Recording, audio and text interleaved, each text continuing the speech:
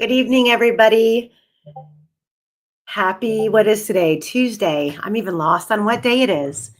You have to forgive me for not showing my face. I flew home from work to get caught up again on this presentation for tonight. I had a whole nother show prepared. And then just throughout the course of the last 24 hours have come into a whole bunch of new things. Hi, all eyes. How are you? I've just had a whole bunch of information kind of thrown at me. Things that I've heard, things that I'd forgotten about, things that you have to go back and sit and play with timelines. And I'm like, this Vault series is getting heavy, deep, and serious. So I'm in for it. I hope you guys are all in for it. And even if some of the information that I put out here is old or rehashed, overly hashed, I'm sorry, but if you're new to the case, this is the greatest place for you to get all the accurate information and all of the rumors and view the screenshots and all of the history of this case and how we got to where we are now.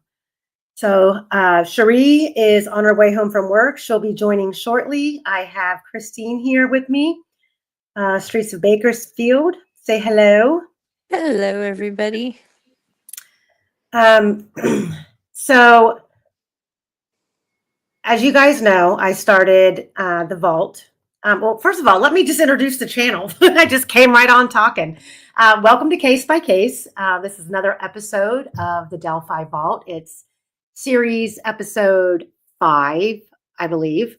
And tonight we're getting into the forgotten timeline. If you're new to the channel and you are interested in the Delphi case, you can go back to part 1 and get caught up.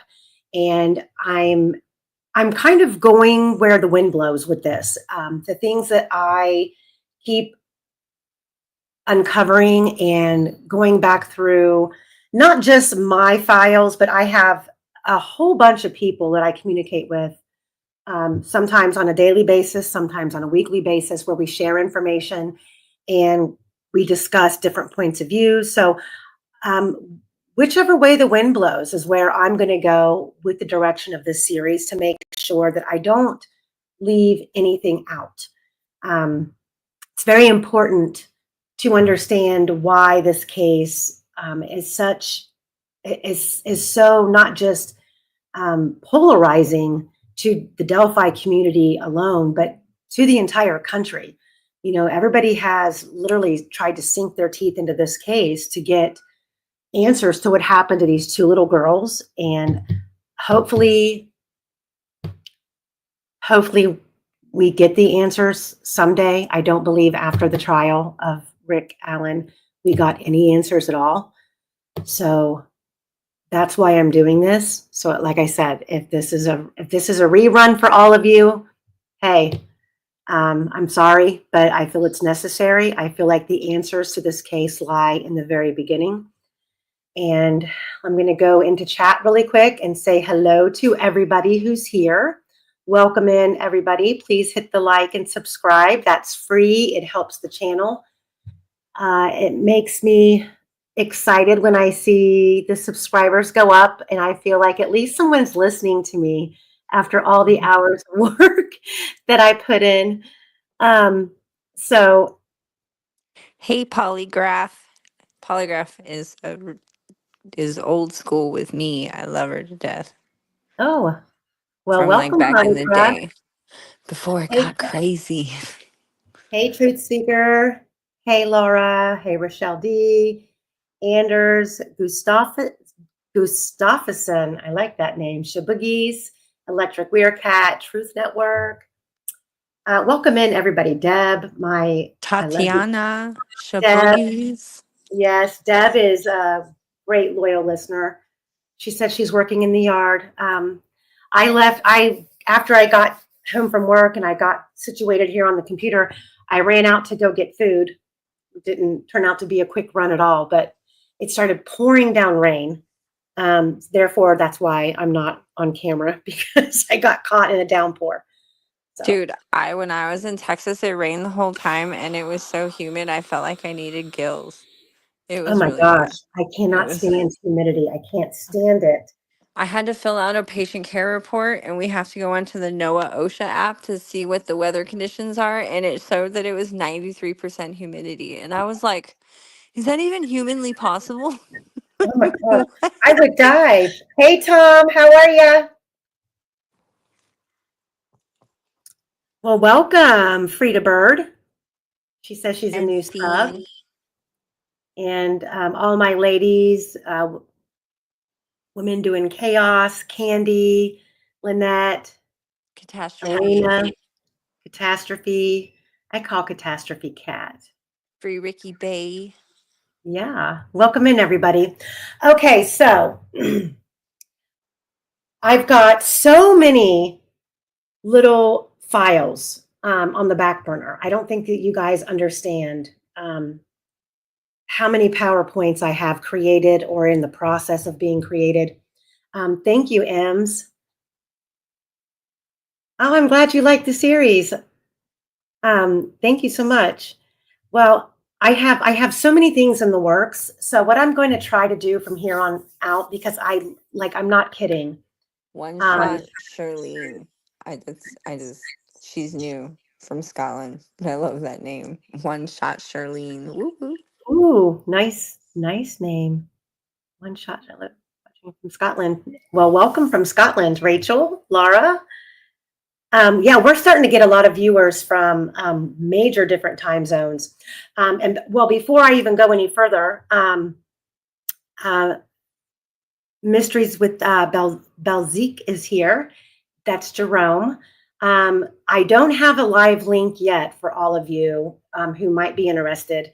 And I'm not exactly sure, maybe Jerome knows, but Jerome is in a completely different, he's in, where are you from? I want to say, okay, Dr. Silkman is from Australia. So he's on a completely different time zone. And Jerome is from, I believe, Belgium. So he's from a completely different time zone. Well, the Which three of us, hey, Julie, the three of us are teaming up and we are going to be doing a live. And I believe we're going to be going over the very first interrogation video of Rick Allen. However, because of the time zone differences, I think the way that we mapped it out, the way that it's going to work. Oh, Anders said he's from Sweden. And it's midnight there. Well, thank you. UK. Karen Hall is from the UK. Wow. Thank you guys so much because I know that all of you are staying up late for this. I appreciate it so much. So teaming up with Jerome and Dr. Silkman, and for those of you who don't know, they have been very heavy in covering kind of like what we do here in Delphi. They've covered the Stephen Avery and Brendan Dassey wrongful conviction. So the Stephen Avery case is now pretty much in a standstill. The state of Wisconsin has pretty much tied Kathleen Zellner's hands behind her back, which is something that I really hope doesn't happen here in Indiana with Rick Allen. But the Stephen Avery case is at a standstill. So I believe that Dr. Silkman and Jerome and several others are coming over to help work on the Delphi case. So we're going to be kicking it off, going with Rick Allen's very first interrogation video. And if all things go as planned, I don't know if we're going to be dual streaming or if I'm just going to post the video, but for me, it'll be 6:30 a.m. my time for me to be on Dr. Silkman's channel. And I think Jerome's going to be on Dr. Silkman's channel at the same time. It's going to be 3 different time zones for all of us, but for me, it'll be 6:30 in the morning. So if you guys are up getting ready for work and you want to tune in, that would be great. If not, I will have the video available on my channel probably shortly after it airs. But that will be coming up. That's 3:30 in the morning for me. Yeah, I know. It makes it rough for everybody. but we're going to make it happen. I'm going to get up extra early, and I believe that we are shooting for this coming Monday. I So wake up at 3:30, so I'll just listen to it while I'm in the shower. yeah. So that's coming up, and then there's that, and then I should be hearing back from Sergio here anytime. He was traveling last week, and then we had the Mother's Day holiday, and he went and visited his mom. So that those episodes will be coming up where we'll be going over. I believe his first analysis is going to be on Ron Logan. So we're going to hear what he has to say and what his analysis turns out to be on Ron Logan. And then we're going to go from there. I am continuously adding to the vault. I've had to separate the vault presentation. Right now, I'm working on my third presentation because the first presentation that I started with, I think it was episodes 1 through 3, was already like 60 slides. And I want to be able to share these with you guys. I will probably post them in my case-by-case discussion group on Facebook. So if you're not a member, you might want to request to join, but I will be uploading the presentations there. So the presentations that you see here on my lives will be available in a PowerPoint presentation for you to download. It won't have the live video attached, but it will just be the presentation itself. So I'm going to make those available, but there's going to be multiple ones because the files are so big. Bezo Jones, yes, you are right about that. The Flint farmer not guilty is another miscarriage of justice in that area. The bad guys stay free while the innocent people get convicted. What's wrong with the jury system in Indiana? I was in the airport getting ready to board my flight, and I saw that he was acquitted, and I gasped so loud, like people turned around and looked at me. I can't believe that happened. Well, here's one thing that I can say that I took away, and I just have to give a shout out to Marv and Bossy. I don't know them, but I do know that they were able to make the trip to Indiana for, well, I know Marv did make the trip to Indiana to cover the trial at the trial. So kudos to them.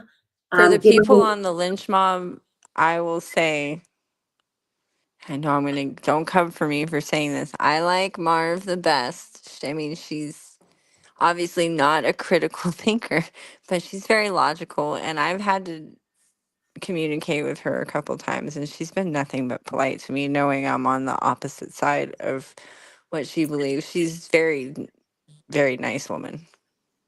um, so I was thrilled that there was somebody in the courtroom who could relay what was going on, because I tried to get access. Hey, Michael. So okay, Michael, you're right about that. Michael says that her hit job on Prof was inexcusable. I agree. I That wasn't absolutely a agree. broad that wasn't a broad sweeping stroke to say I love her behavior all the way around. But Not as all far the as time. that side goes, I find her Not to all the be time. the least repulsive. How does that sound? Right. Yeah, I am not for the banter. I'm not for the doxing. I'm not for the bickering. I'm not here for that. I'm here because I have always truly been a major advocate for the wrongfully convicted and for complicated cases such as this one, such as many others that hopefully I'm going to get the chance to cover, even though they're done and closed. But I feel like there's a lot of cases out there that people have never heard of, that not just the victims need to be brought to light, but the actual case and the circumstances and how those played out over the course of our history. But back to the Flint farmer case, the one thing that I will say that I took away from that was really telling about that case is that nothing that we thought occurred to Karina McClurkin actually occurred.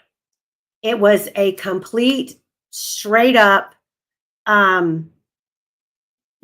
was none of the like all of the theories based surrounding that case, and the Gabe Ellis, and all of the different ways that she was, her life was ended, and where she was put, and none of that was ever true. And it just goes to show you how a case can literally, snowball down a hill and just get bigger and bigger and bigger.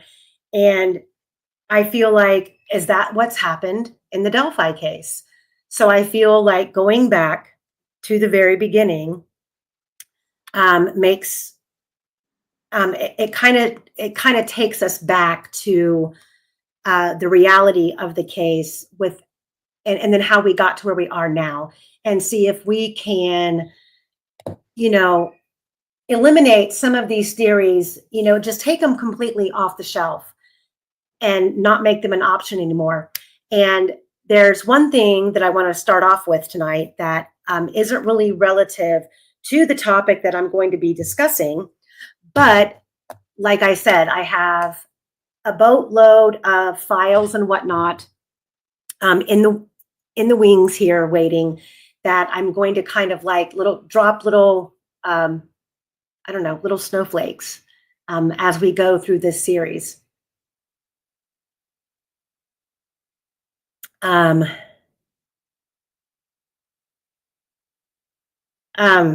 no, it's a new day. No, Michael Osbrook has a platform here any day of the week. He will never be blocked from my channel. I don't even know where that rumor came from. That is one of the most ridiculous things I've ever heard. Yeah. So what I want to do is I want to point out something that I had when the BG video came out. The Bridge Guy video was released. Bye. I sat and watched that video, and went through it frame by frame. So let's just go ahead and do this right now. Bye-bye. She's gone. I banned her. I'm not doing it. I'm not doing it. I didn't want to. I'm like, okay, I'm gonna be good. I promised I would be good. Yeah. Okay. So anyway, I went through it frame by frame by frame. And I know that over the years, when everybody was looking at the image of Abby on the bridge at 207, and everybody kept trying to decipher, what is that in the background? Is there someone back there? Everybody had a theory, or they saw something that, and I'll be honest, I never really thought in the 207, in the 207 photo of Abby on the bridge, I never really thought that I saw anything back there. It more looked like shadows from trees or whatever. So, but when the BG video came out, and I was going through it frame by frame, trying to look at shadows to see if we could decipher how many people were actually standing there, et cetera, I screenshotted this. Don't laugh at me. Do not laugh at me. Okay, this is from the BG video. That is Libby's sweatshirt up here in the left-hand corner. And I zoomed past Abby, who's actually, I believe, was in the frame, to this image back there. And I'm like, what is that? So I sent it out. And everybody, of course, would say, that's nothing. That is the barrier, yada, yada, yada. So, okay. So Julie Melvin sent me a video the other day, because we were all discussing what I'm working on here with this timeline, and what I'm working on about, the witnesses that were on the trails, the witnesses that testified at trial, the witnesses that did not testify at trial, the different groups of girls. I am trying to narrow all of them down. I'm trying to narrow it all down to exact times, to exact places, where they were, what kind of proof of the timestamps we have. So, anywho, we were talking about my theory on if the four girls, and I didn't even upload it, and I should have. I will be sure to do it in the next live. But the PCA, the probable cause affidavit, it states in there that the four girls, the witnesses, that the three that testified at trial claimed they saw Rick Allen coming from Freedom Bridge. That is in the probable cause affidavit. So that to me is proof that law enforcement knew Rick did not park at the CPS building. He would not be coming from the Freedom Bridge if he parked at the CPS building. So that right there was a huge indicator that they knew. Number two, looking at the timeline of when these girls encountered this man that they're describing as being tall, dark clothing, face covered, how Betsy Blair is traveling underneath the Freedom Bridge on the Heartland Highway, going over to the Mears lot to park. So she passes and she claimed that she's seen the four girls coming off of Freedom Bridge, going over there by the railroad bridge. How did the man at Freedom Bridge beat Betsy Blair to the Monon High Bridge? How did he get there before she did when she's driving a vehicle? So I was kicking around the times. Then I'm like, okay, now I got to find out how many meters the trail is, and I know how long it takes to get from the Mears lot to the Monon High Bridge. So Julie was kind enough to, we're going to watch, and I'm going to have you guys watch this because I think it's important. So please be patient with me because I just have to be thorough with everything that I do. And I want, and the reason for me having you watch this, it's a 10-minute video. There's not really anything going on until the very end where I'm going to point out a few things. But I want you to pay attention to this trail. This video was taken less than a year after February 13th, 2017. And this is an accurate depiction of what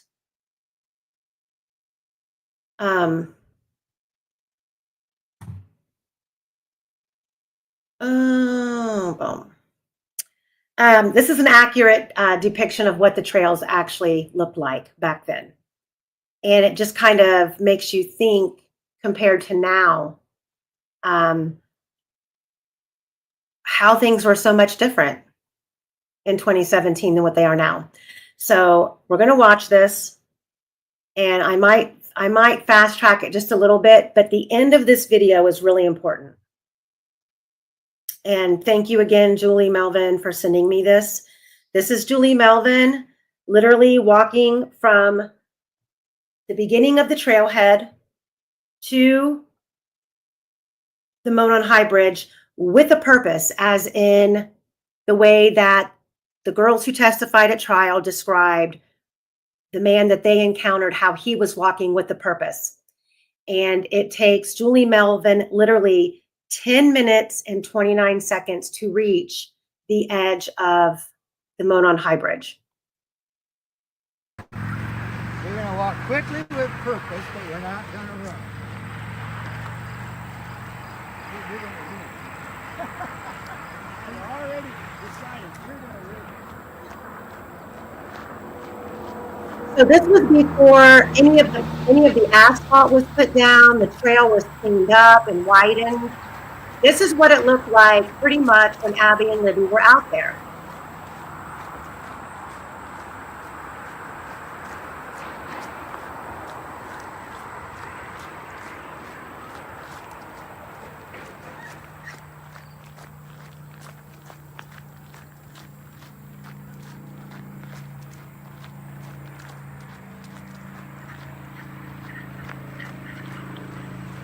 Is that frogs? No, I think it's Julie's feet walking on the gravel. No, I don't. So I'll fast forward it just a little bit for you guys.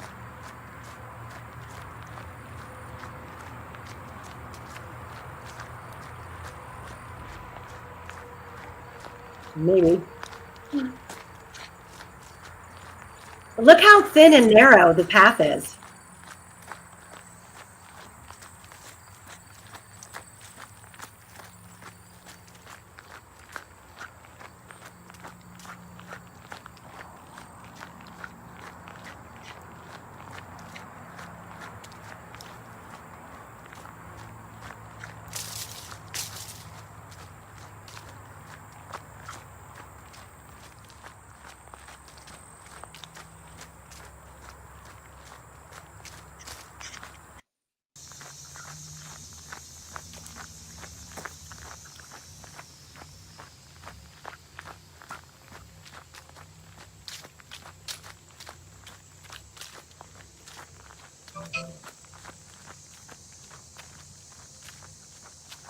Now, right here is the Mears trailhead. This is where Abby and Libby came in off the side. So we're about, I'm not sure how many meters. I know it took me 8 minutes and 3 seconds to walk from this exact location to the bridge. That out there is where the Mears parking lot was.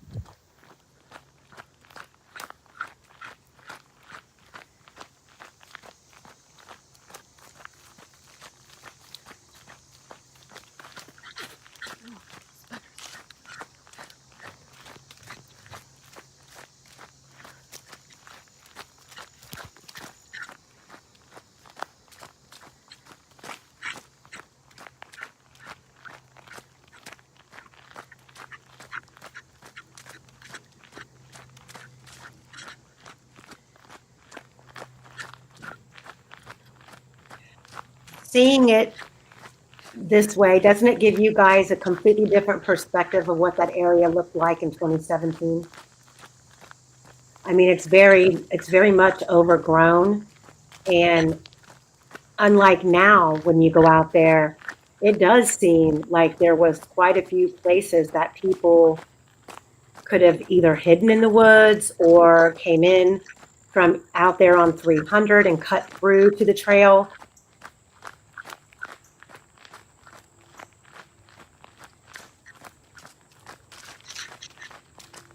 But we are getting to the point.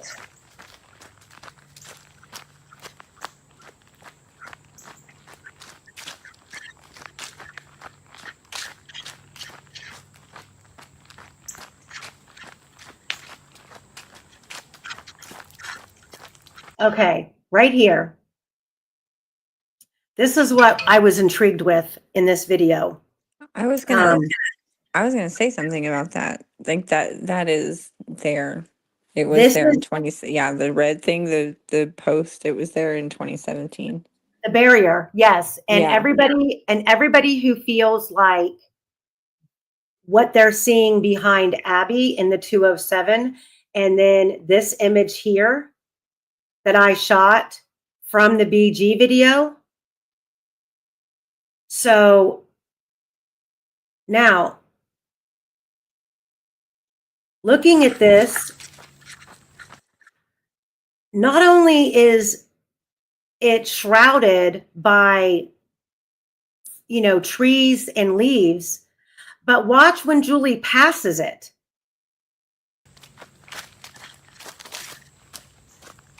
Look at how far off of the bridge it actually is.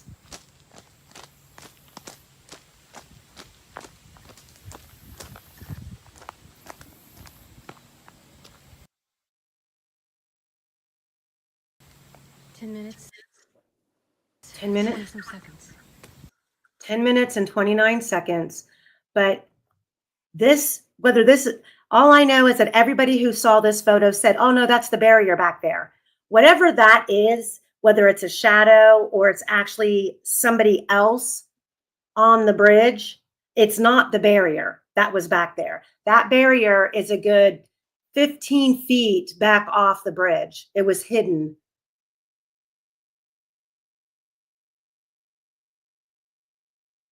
It was this. I don't know what this is. This is from the BG video when I was going frame by frame and I seen this in the background. I circled it and I showed it to some people and they're like, oh no, that's the barrier back there. It's always been the barrier. You're right. It might be a lot more than 15 feet, Michael. To start going.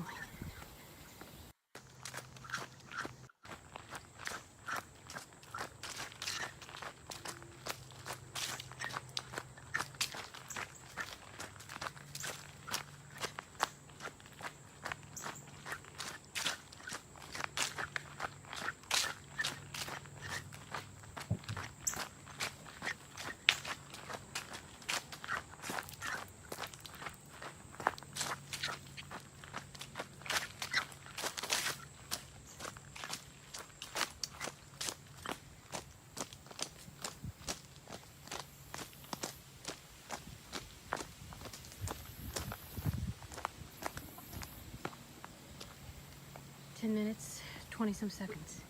That is more than 15 feet. Yeah, it is. I think so too. I counted 26 steps from the time that she passed that. And each stride is about 3 feet long. Right. It does. And you're right, Rachel. Rochelle, it doesn't even line up with the bridge.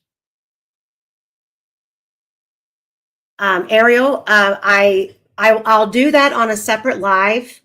Just Cherie and Streets, just remind me to go over the BG video again in a different live and catch that still shot again. But I promise you, that's where that came from. That's Libby's black sweatshirt up in the left-hand corner of that shot. But yes, I'll definitely do that for you, Ariel. You're welcome. But yeah, I found that video. I just feel like that video was definitely worth watching. And I wanted to point that out. That's one of the little things that I've, in the past couple of months, I've come across that I just feel like, okay, all of these years where we thought that it was the barrier in the background, we now see that the barrier wasn't even close to the bridge to be considered in view shot. Can I put the pick up again? Yes, I can.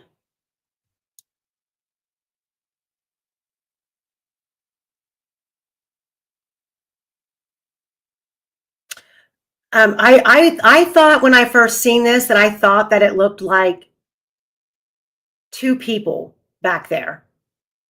And the reason I kept it and I circled it was because going forward in this Vault series, there is, I have a screenshot from, I believe it is friends of the girls from school who were making comments about the 207 photograph of Abby on the bridge. And on this, and I think Kathy, you can vouch for me on this. In this screenshot that I have, the girls are discussing that is not the photo that was posted of Abby, because there were guys in the background that they believed were erased from the photo of Abby on the bridge. They were saying that there was other people in that photo when it was first posted, and now they're gone. So I was like, okay, but see, the thing is, this is from the BG video. This isn't even from the 207 photograph of Abby. So that's coming in the Delphi Vault. But tonight, now that we just went off this little deep dive here, tonight what we're going to go over, because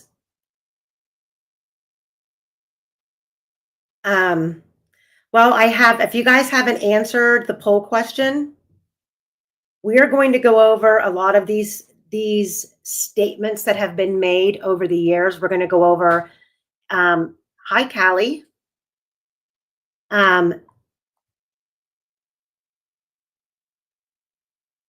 We're going to go over a compiled timeline of things that have been said, mainly right after the murders, the different scenarios that were discussed between Kelsey, the girls out there on the bridge, and Michael. There were more than 4 girls out there on the trails that day. I believe there were actually 3 sets of different girls. The one group did have 4, but the other 2, I believe, the other 2 independently of each other had 3 in each. They all were coming and going at different times.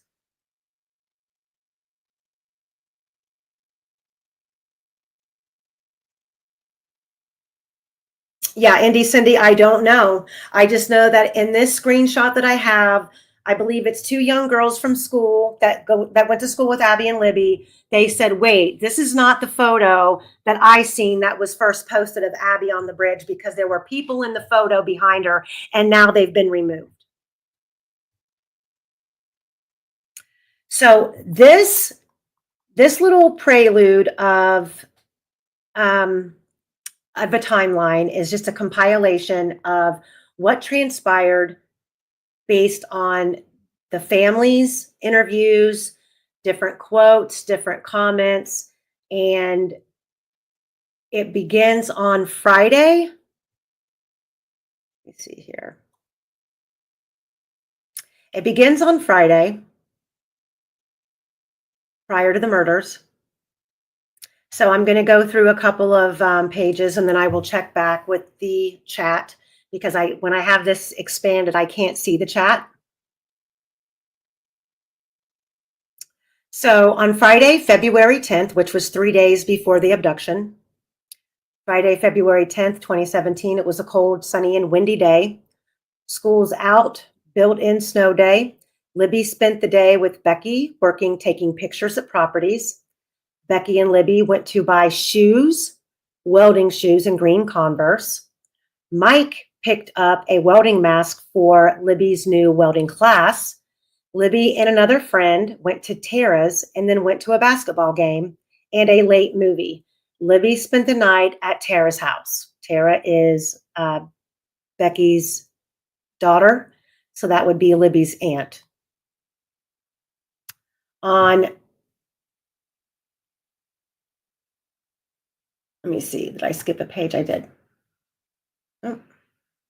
So we skipped to Sunday, February 12th. It's cool, windy, and overcast. Sunday morning, Kelsey picked Libby up from a sleepover at her friend Allison's house the night before. 1:30 or 2, Anna, her dad, and Abby picked Libby up, and they went to practice softball at a local park. Abby decided to stay the night at Libby's house. Anna took the girls to her house, where she and Abby lived with her mother and stepfather, Erkson, to pick Abby's paint supplies and personal belongings up for the sleepover at Libby's house. 6:30, Anna dropped the girls off at Libby's house where she lives with her grandparents, Becky and Mike Patty. Libby's father, Derek German, also lived in the home. The girls spent the evening hanging out in Libby's room, eating pizza, watching movies with Kelsey, and making videos and pictures until early Monday morning. Musically video posted around 3 a.m. Message to a friend, Erica Gibson, about hanging out the next day. Not received. I guess that message wasn't received until the next morning. Erica said she could not go. So, do we have any? Kathy's okay. Am I wrong, Kathy? There were 4 groups of girls. I know we had A, B, and C. Did I miss a D?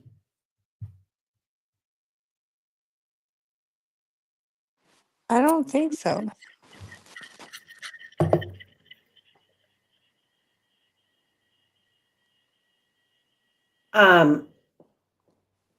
Yeah, there's a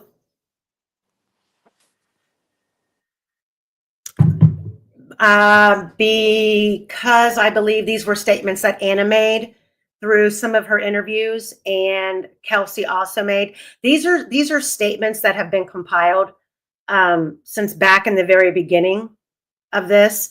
And there was one thing that I did find out because I went back and I listened to. I believe that's something that Anna had stated because I went back just today actually to Andrea Burkhart's trial coverage and listened again to Anna's testimony.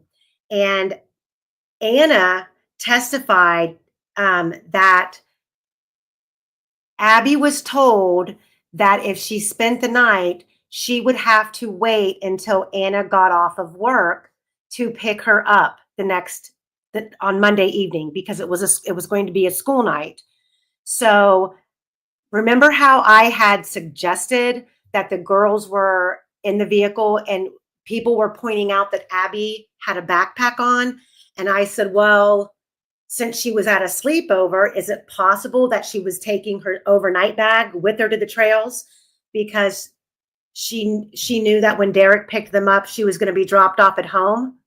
But that obviously wasn't the case because Anna testified at trial that she was not going to be that she would not be able to come home until Anna got off work, and she didn't get off work until almost 8 p.m. and would swing by and pick Abby up.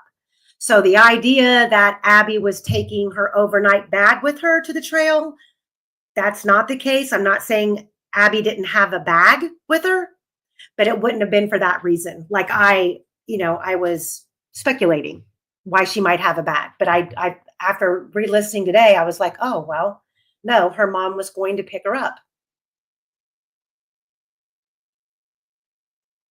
And Anna, yes, she did. Anna also said that Abby called her on Monday and asked if she could stay for dinner. That's right. Well, Michael, that was what I was thinking when, I had never really paid attention to what Abby's plans were after the trails that day. And it just kind of dawned on me when the idea that she had a backpack on her shoulder in the car. So I was like, well, that makes sense because her house is literally right there by the trails. And being a parent, I would know that if I'm picking up my child and her friend who needs to stay at their own house that night because it's a school night, it would be convenient that because we're right there, I would just drop her off after the trails. That's what I was thinking. But according to Anna's testimony that I re-listened to today from trial, she said that she was going to pick her up when she got off work. I don't know Anna, I know, lived with family, so it's probably, something that, if Abby wanted to just go home on her own after the trails, she could have. A 13-year-old can't be at home by themselves for a few hours on a school night? That's weird. I mean, I And don't maybe know. I'm just a bad parent. No, I mean, I don't know. I don't know what the rules were. I mean, she was 13 and supposedly wasn't allowed to have a phone. I mean, maybe the rules at her house were a little bit different. Trial junkie, I do agree. I do think that there was, I do think that it does appear that Abby did have a backpack. And we do know that law enforcement was looking for a backpack right after the girls went missing. Hey, Mother of Dragons. Let me see, Michael, I'll tell you when that was because I have it right here.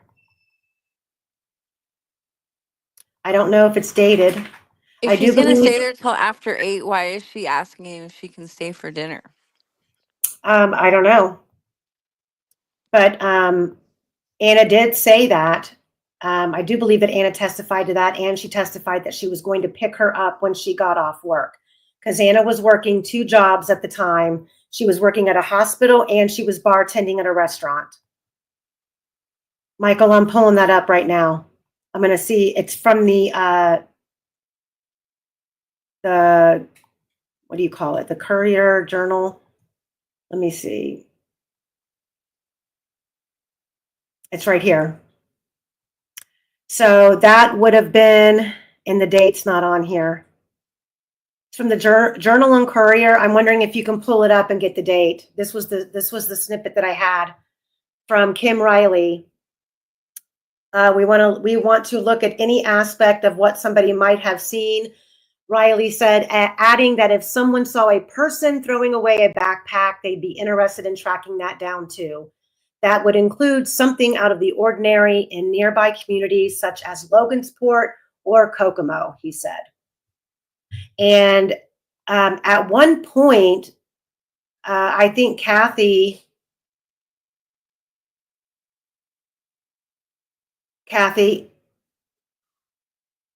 no, we don't know what was in the backpack.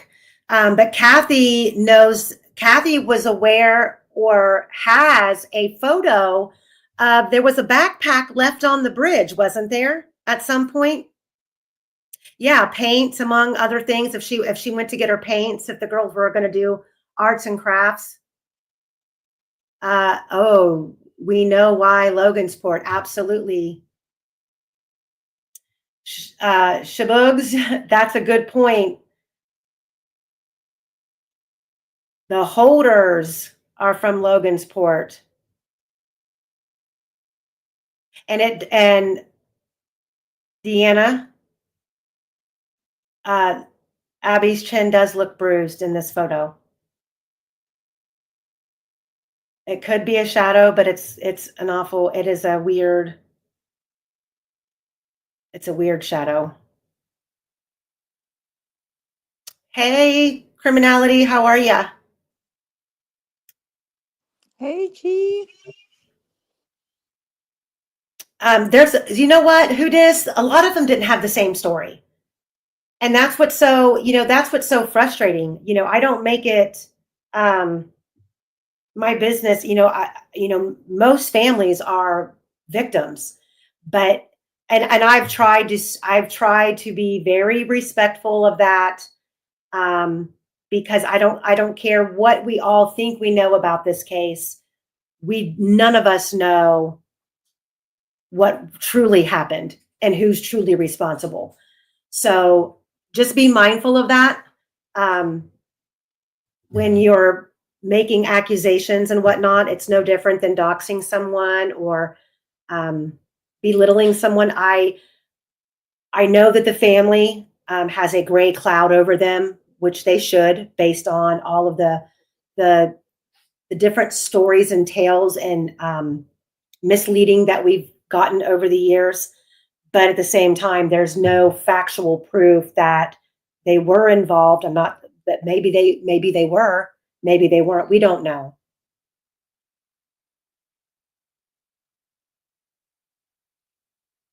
I don't know what to make of I don't think she's involved. And the blonde hairs paused me in that statement. But she cannot keep a story straight, and neither can Becky Patty.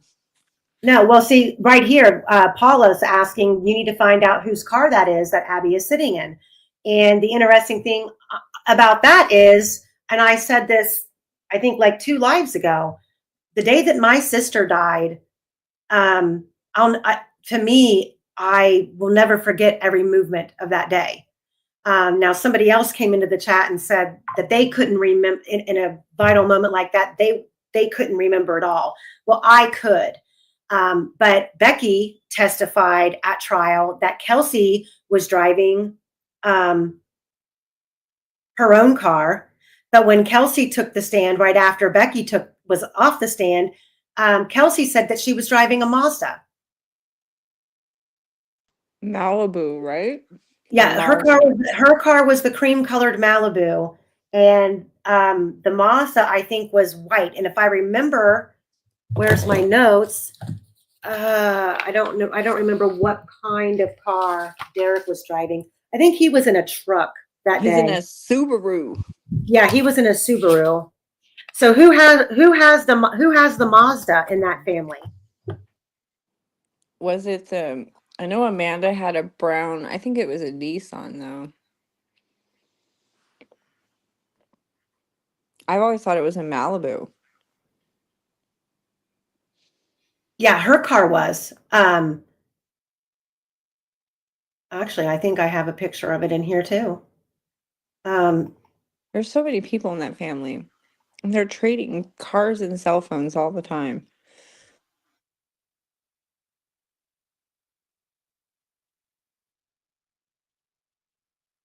Let me see.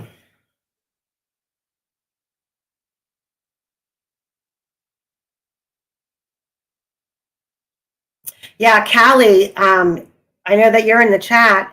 This is what I was talking about with the Tina Rodell crowd that was out there on the bridge on the 12th. So that it was in the Vault Part 2. That's all of these text messages and images with Tina Rodell and her daughter, Megan. What did I do with the pictures of the cars? The cars are in here as well. I've got Kelsey's car. So Becky's car was the Mazda, and she gave Kelsey the Bonneville. Was it a Bonneville or was it a Malibu? I don't know. I do, but I just can't remember between the two. I know it's kind of like I know it's an older car and it's kind of a boat. It's a bigger car. Malibu. We got to give Michael a wrench so he can put things he can put links in the chat. Okay. Where is he? He's I right see him. underneath the shelf. Okay, I'm gonna have to go out here to the 1 second.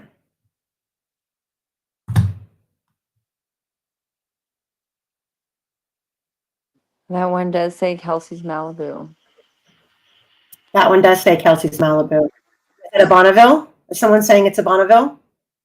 No, but I'm looking at the picture. It says Kelsey's Malibu, and it looks like a Malibu. I had a Malibu and a Ford Fiesta.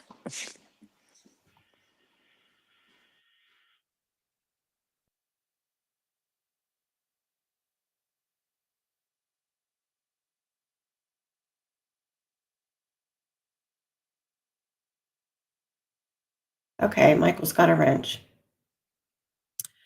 Okay, so let's go on. We're going to continue to read. Now And you again, can put links in the chat. So if you have links, you can put them in the chat yourself. There you go.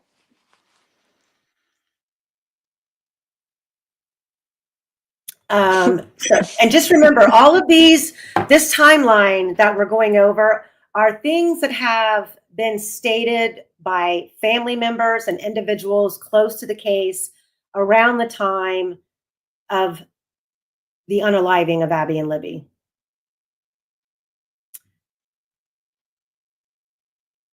So I'm going to go back to reading, and I can't see the chat, so I'll read a couple of pages and then I'll pop back in and get with you guys in the chat.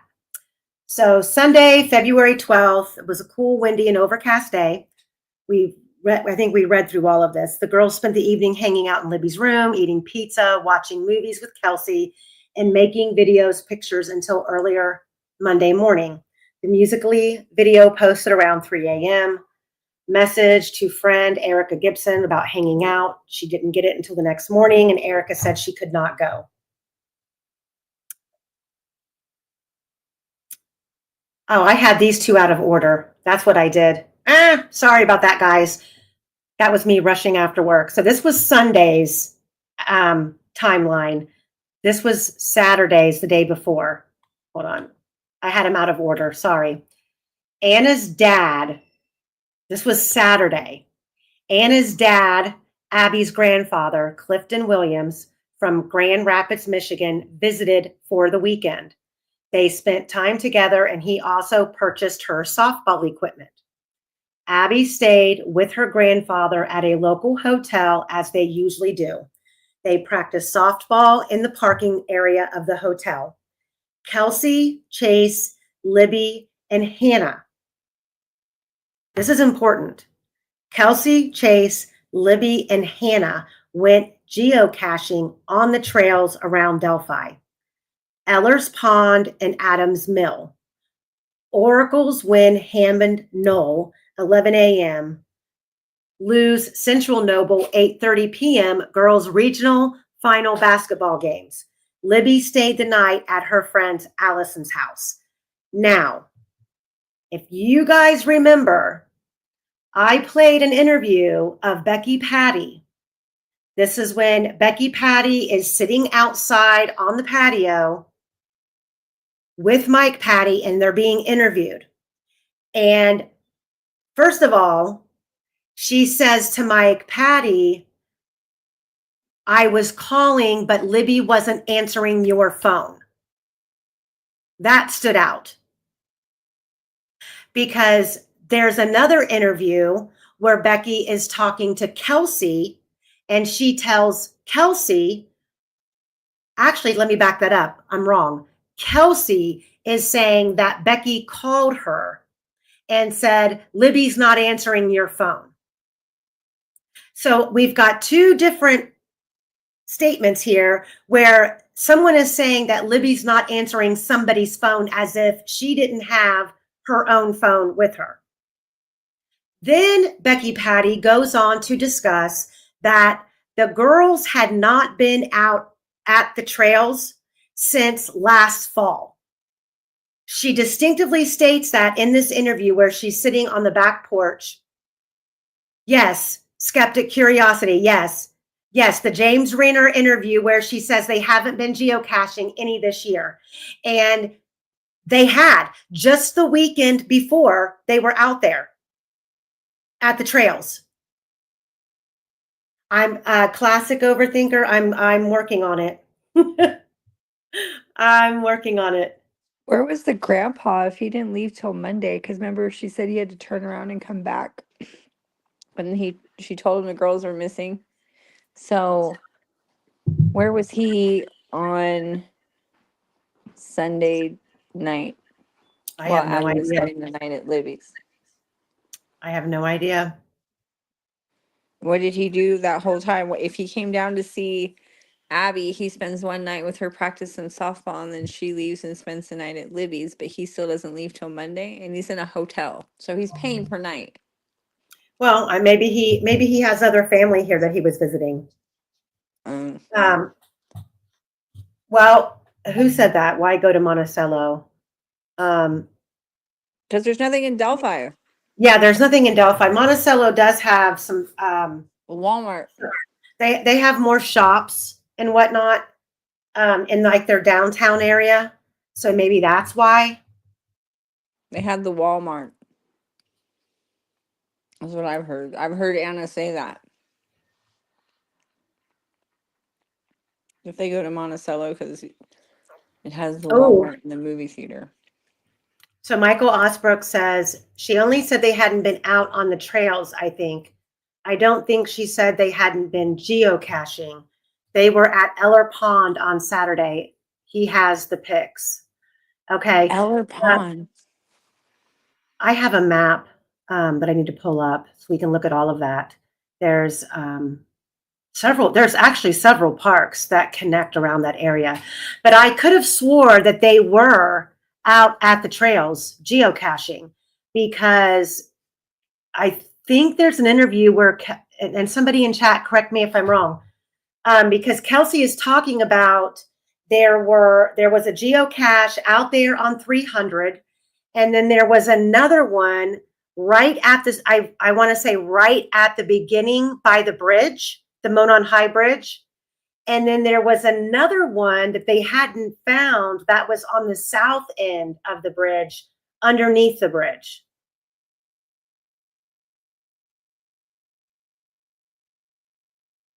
All eyes says one step grandpa was at Anna's, one grandpa was in Florida, and the other in Michigan.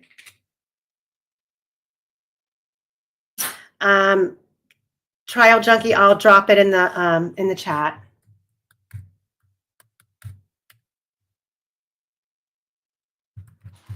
I don't think Becky had a very good idea of what was going on in her house all the time.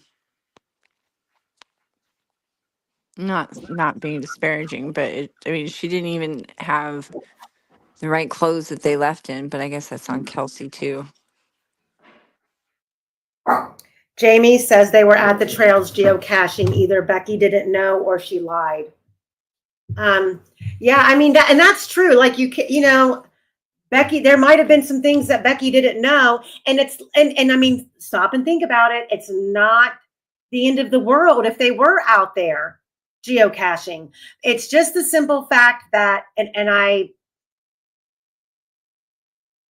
there are some things to me that are irrelevant in this time frame, as far as Think about were when they you were were they 14. geocaching, or were they out at the trails, or were they not? That's a little less significant than what car you drove. When Kelsey has to know daggone well that her car was captured on the Hoosier Harvest Store video.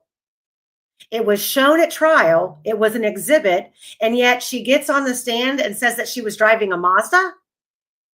That's just bizarre to me. Those kinds of statements are bizarre.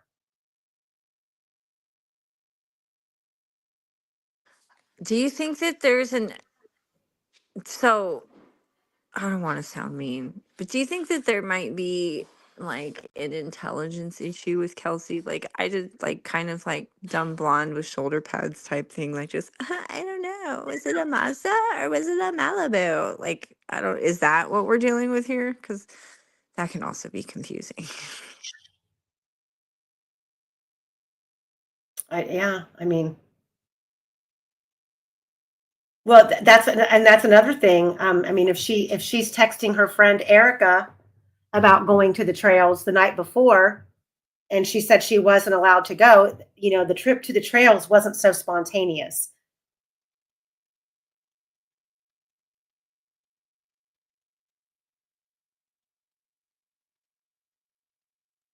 I don't know.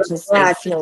It feels like Kelsey may not be the most reliable source of information, and I don't know if that's intentional and she's being, not honest, or if I mean, you have done 911 in the dispatch room and you've dealt with these women and you know what I'm talking about, where it's just like, I don't know. I mean, maybe it could have been a Mazda. Maybe, yeah. Like, you know what I mean? Right. You know what I'm Yeah. talking Classic. about.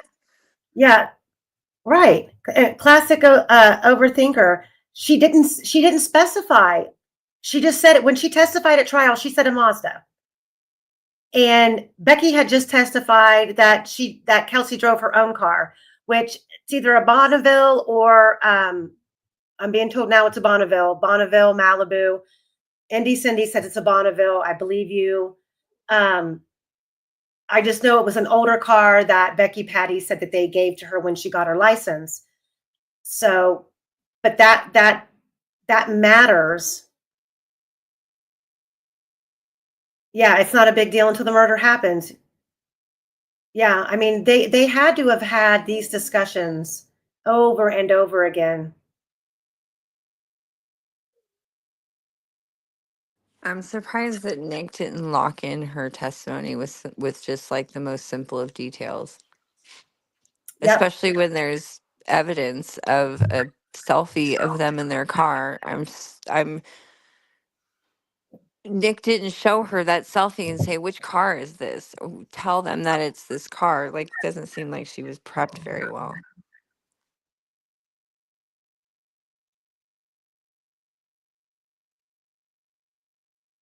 Okay, so we're going to get Callie Pearson, maybe a rumor, but didn't Kelsey's boyfriend buy Libby diamond earrings? Kelsey's boyfriend was rumored to have bought Libby diamond earrings.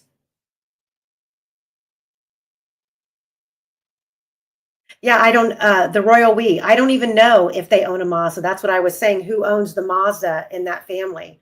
Because the cars that I have listed that were out there at the Mears Trail parking lot. Hold on, let me go to my handwritten notes if I even have them in here. I've got so many freaking notebooks floating around this house.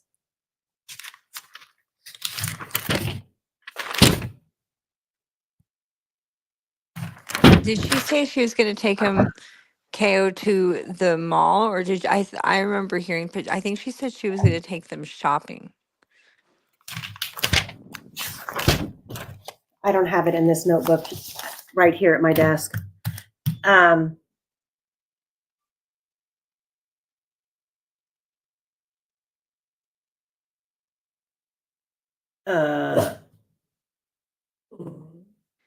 do I know Julie Melvin is in the medical field?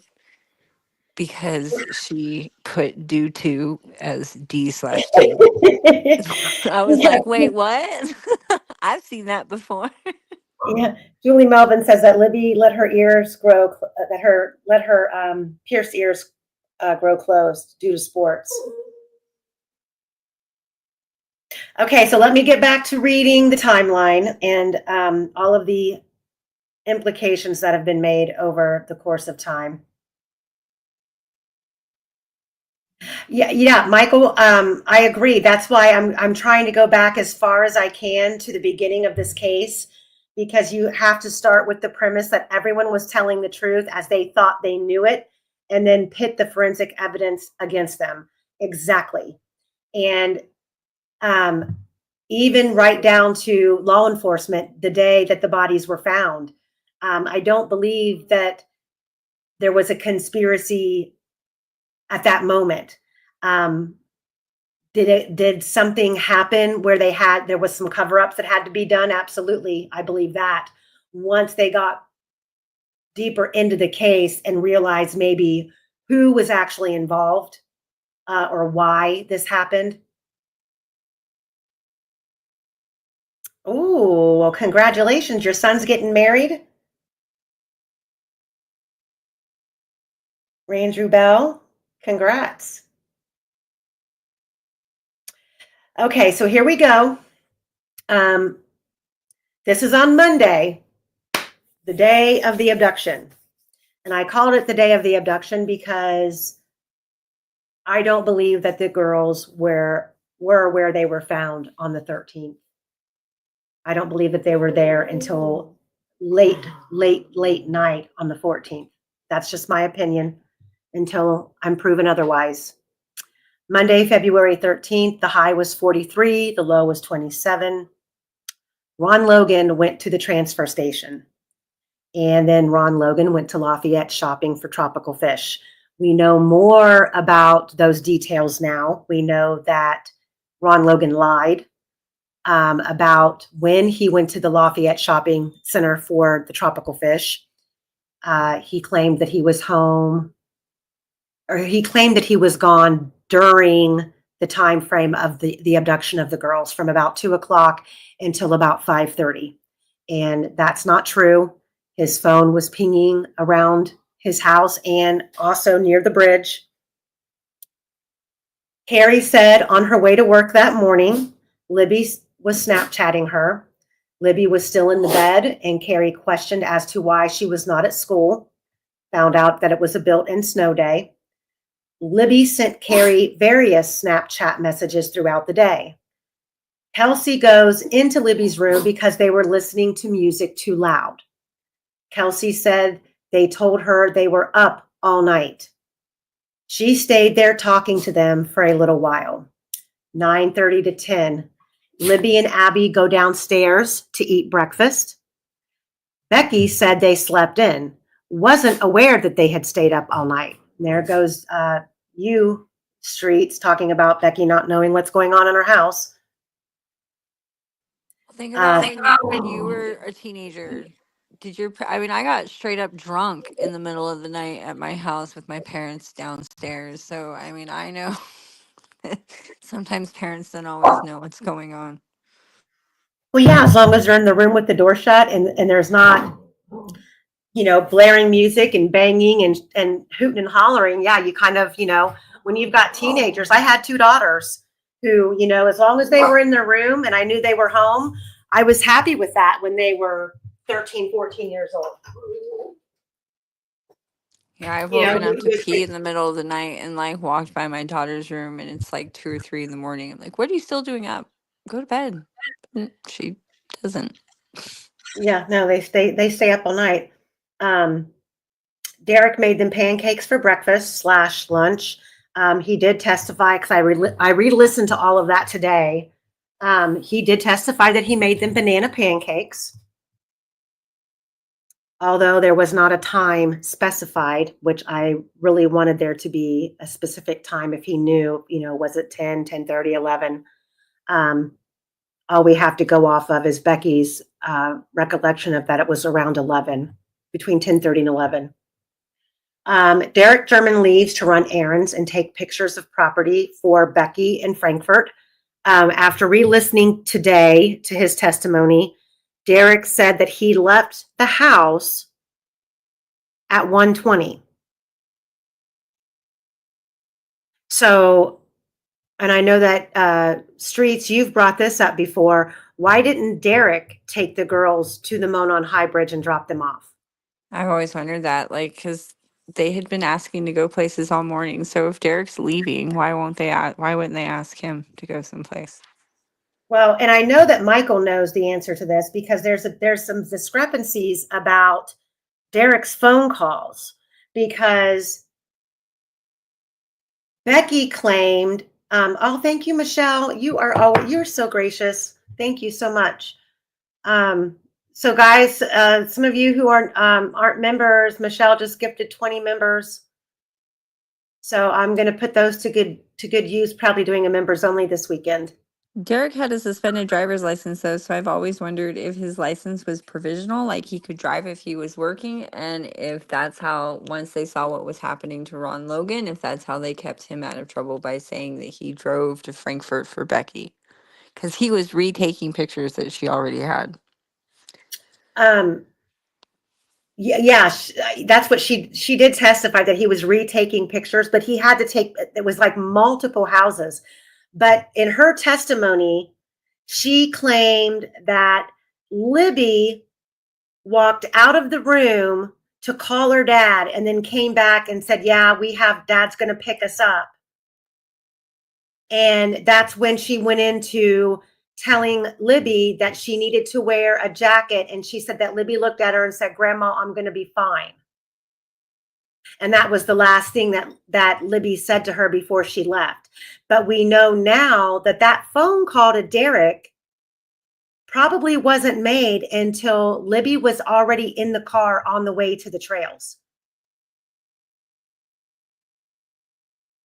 Okay, so Women Doing Chaos.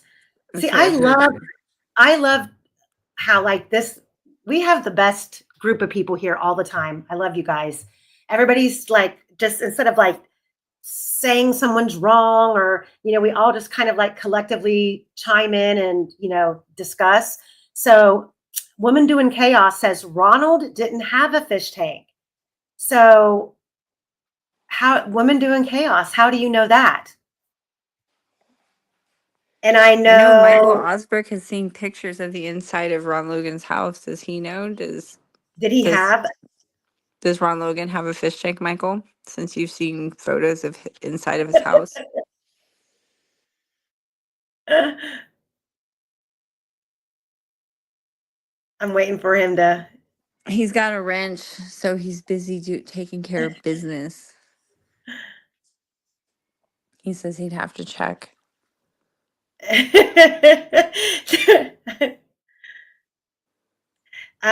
Yeah. Well, I can tell you what I use. So when he says, okay, so when he says tropical fish, Ron Logan does not. I don't know. I didn't know the man, but I've listened to him in interviews. And do you understand the patience and the knowledge that you have to have a tropical fish tank? I'm talking There's saltwater. salt water. Yeah, Those, it's I used to have one, and my mother used to have one, he and castrated animals with box cutters, I don't uh, think. Then he had a tropical fish tank. they die. I mean, you have to maintain your water. You have to be careful which fish you put in there together. Who And I just mean, said he did have fish? But I've heard people talk about his fish before, but I mean, I don't know. You make a point.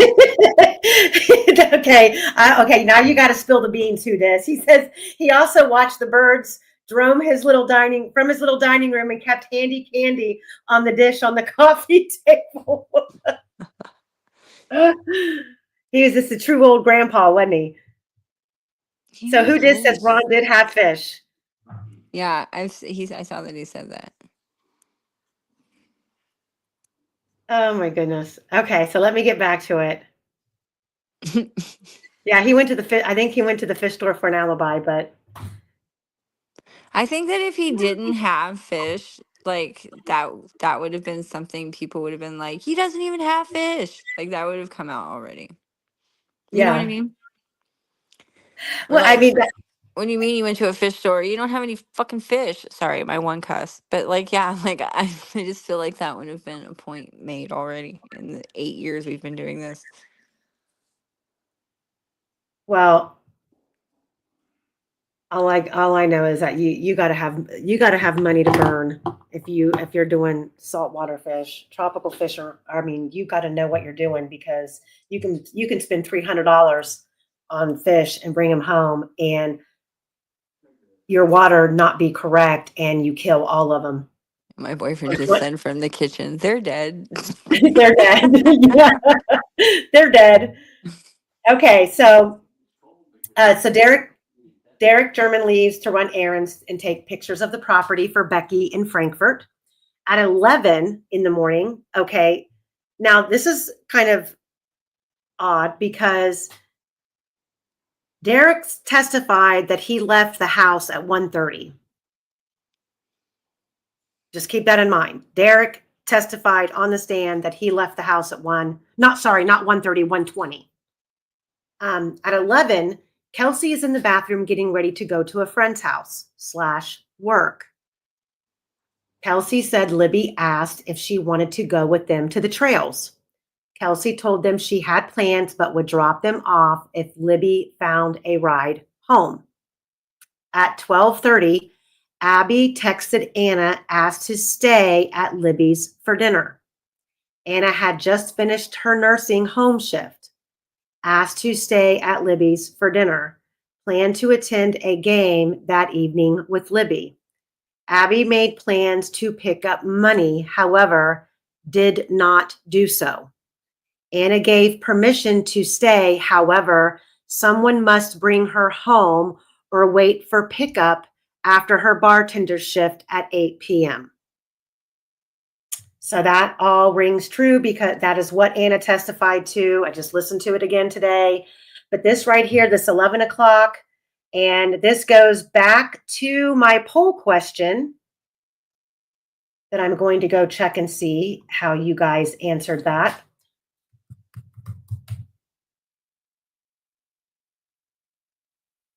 So I'm going to pull this up. Did everybody answer the poll question?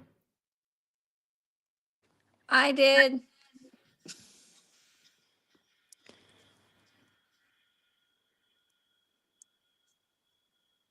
Horses are very expensive. Honey, how much did we pay for our last delivery of hay?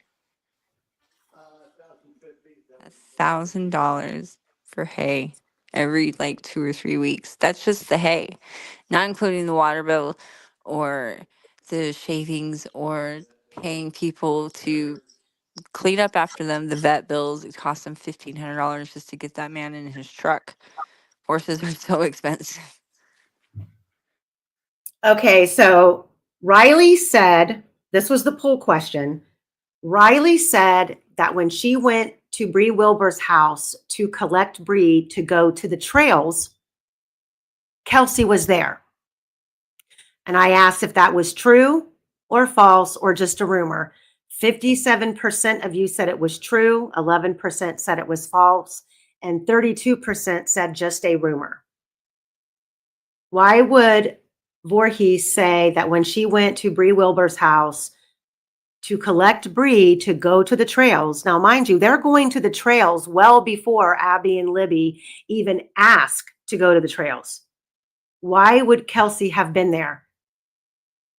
Now, didn't Bree Wilbur spend the night the same night that Abby spent the night at the Patties? I think she spent the night before when Libby was at Tara's. Was she at Tara's on Sunday night? The Friday night she was at Tara's. Friday. I think it was like the night before. I think it was Saturday, like maybe when Libby was at Allison's. But I'm not sure. But I don't think it was the same night. Hold on.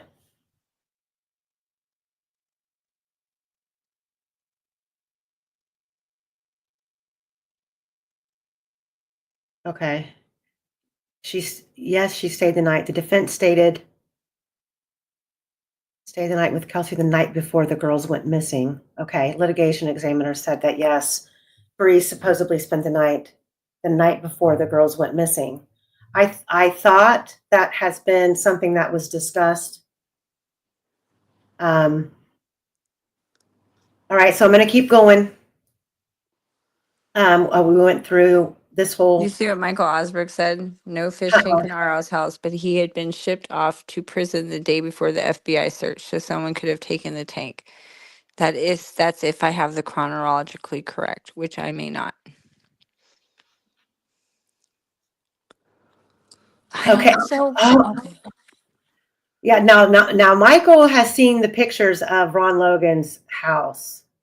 Isn't that something? If he didn't have a fish tank and he just bold-faced lied, And I we're want the to know. first people who thought of that. Like, wait, there's no fish tank. How is he? Why is he buying fish? Like Well, that's and they found the receipt in the first search warrant that they served on him for his probation violation for having guns. They found the fish store receipt in a trash can. That's how they know. I believe he checked out of the store at like 5:01, I think it was. 5:01 p.m. so. What did he buy at the fish store if he doesn't have a fish tank? I don't know. What is going on? And why are we the first people to say something about this? I've never heard anybody say Ron Logan didn't have a fish tank before. I just always assumed he had a fish tank.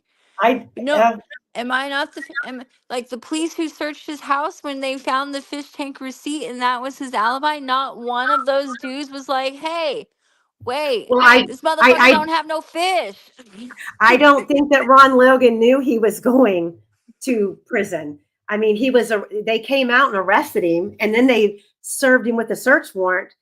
But they served the house because he was already in jail. But if you remember, ISP had put out a press release stating that the property owner was not a suspect just that week before he was arrested. So he lied about his alibi through his cousin. And then Yeah. his other alibi that he was at a fish store buying fish when he doesn't have fish. Yeah. And Nick McClellan became That's prosecutor to right. let him out. Like Yeah. what? Alina just, yeah. Don't forget, he couldn't help search for the 2 missing girls because of those fish. He was in there messing with his fish tank. What fish tank? No one sent that? I guess not. Not even a rookie cop wasn't standing in the middle of the room and didn't go like, hey, this dude doesn't have a fish tank. Guess not. All right, going on. So the rest of the day, 1:00. 1:00. Becky and Tara working in the home office. The girls were filing to earn money for a shopping trip with Becky because Becky said that if they helped her file some stuff, she would pay them and then she would take them shopping. When? I don't know, but she did testify to that. Kelsey entered the home office of Becky Patty and said she was going to a friend's house and then to work. Abby and Libby, quote unquote, overheard this conversation and asked to be dropped off at the bridge. Although plans to be dropped off at the trails was discussed prior between the 3 girls at 11 a.m., Becky agreed to allow the girls to go to the bridge if Anna approved and they could find a ride home. Becky said Libby called, she thought Derek to secure a ride. He said he would when he was done in Frankfurt running errands for Becky approximately 1 to 1.5 hours later. Becky insisted due to cold weather, Libby take a jacket, to which Libby refused as she didn't feel she needed it. Abby agreed to take one belonging to Kelsey or Libby, gray zip-up hoodie. At 1:30 p.m., Kelsey, Libby, and Abby left the house. 1:30 to 1:38 drove to the Monon High Trails Mears parking lot. Okay, I'm going to stop right there because I'm already aggravated. So let me pull up something else here that I'm working on. So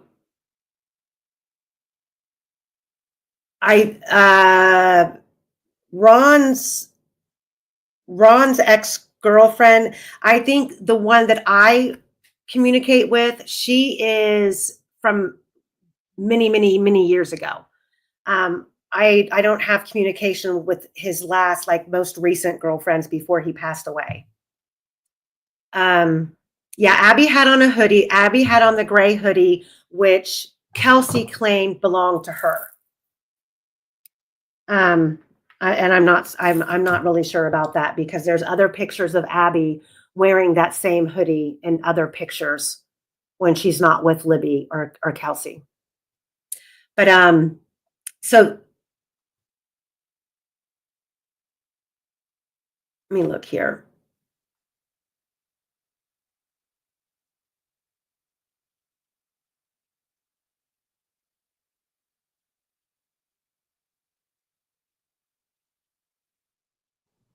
I had a goldfish that I always thought was dead, and then when I go to flush it down the toilet, it starts swimming.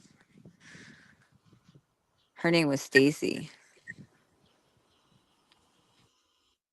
Okay, so now these timelines have all changed since back then. So you see here, because they're claiming that the Hoosier Harvest Store camera was 15 minutes off. And on the exhibits, they put the correct time, which they're claiming Betsy Blair was coming back from the library at 1:46:20. Now, we just have statements from Kelsey and them that they're in the car at 1:30. Now, the one thing that frustrates me about all of this testimony at trial and the phone data, and maybe Michael can explain it or maybe he can't, but we have in the phone data from 1:30 to 208. There's 707 meters traveled by the phone. That's the health data, meaning the phone is actually registering steps, because if the phone is in a car, it's not registering steps. So we know that Kelsey's car is seen at 148, 149 on the Hoosier Harvestor camera.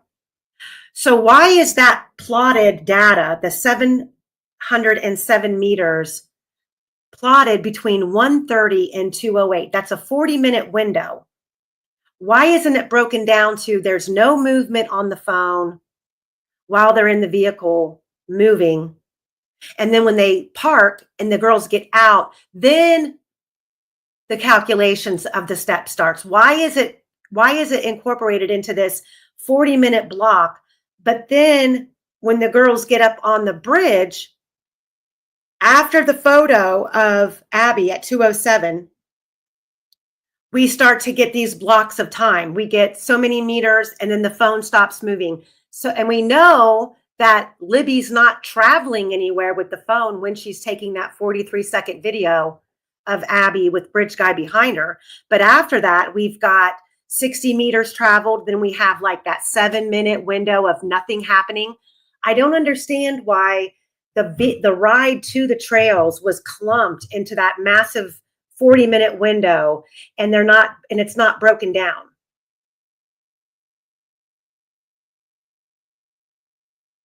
So Michael says Apple Health records are in 10-minute increments. But so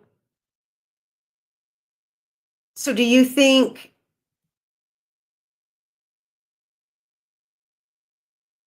no, I think what the experts said about being in the car was that it's only going to register if you go over like a speed bump or some sort of like a pothole. That's why a lot of people are really thinking that when the girls went down the hill, they possibly got into a vehicle, because there's 7 minutes of no movement by the phone. Like, where could they have gone in a vehicle within 7 minutes?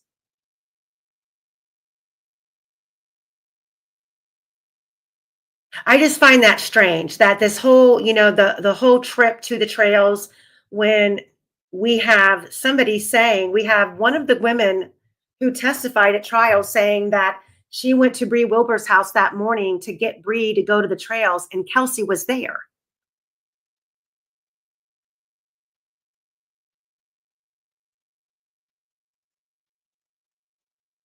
I know, we're trying to find one.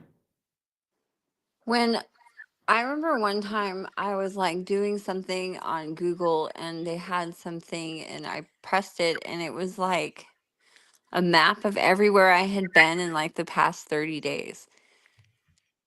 So does that like was that the Apple Health? What is that? Because like I could tell what stores I went to. I could tell like when I went on a road trip what gas station I stopped at. Like it was pretty detailed. Like, did they have that on that phone, or is that not possible to find?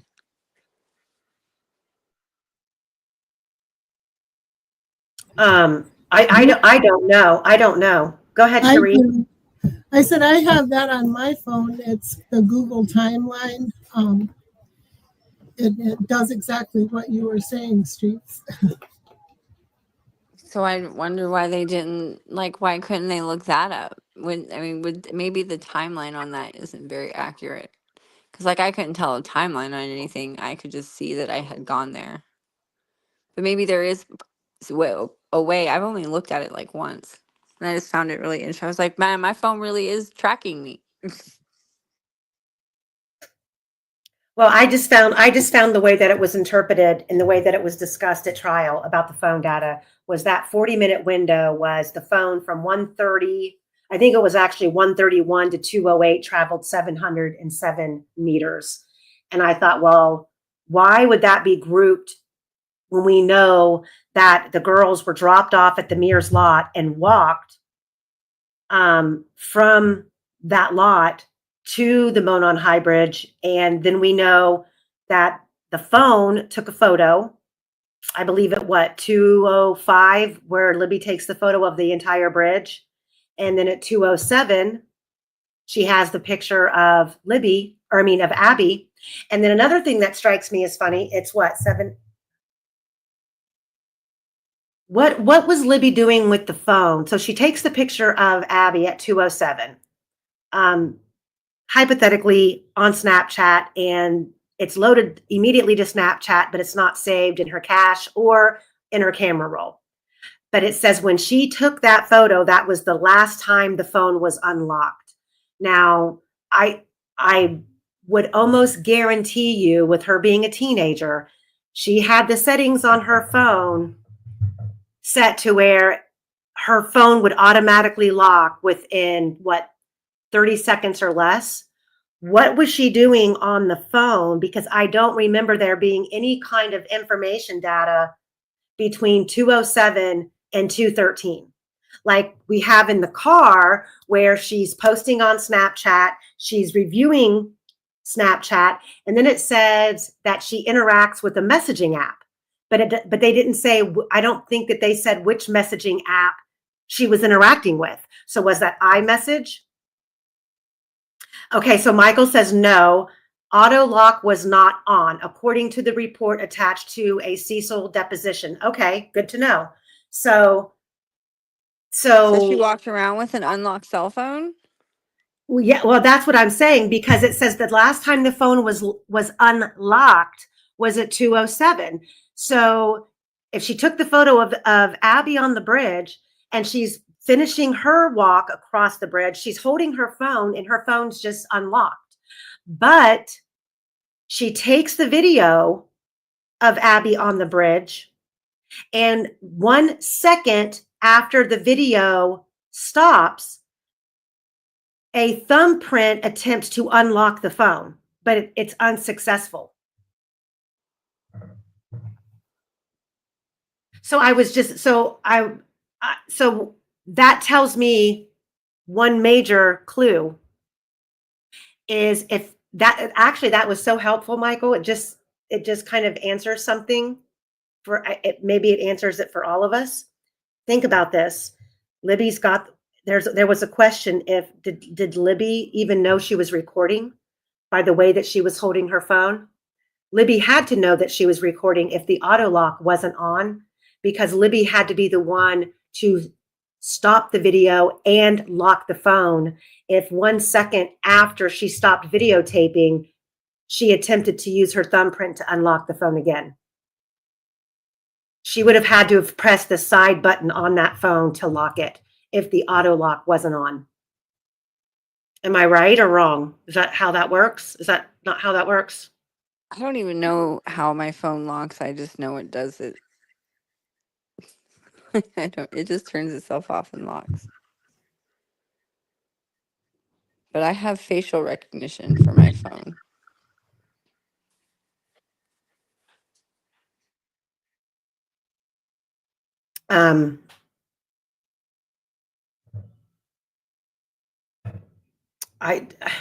The whole phone data just really bothers me. It just really bothers me.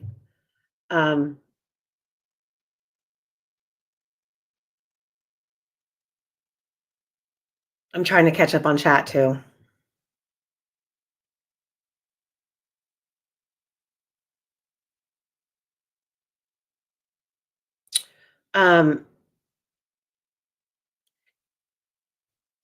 You know what? I was thinking about all of this today. The unlock activity is very hard to explain, and there's a lot more of it than reported. Wow.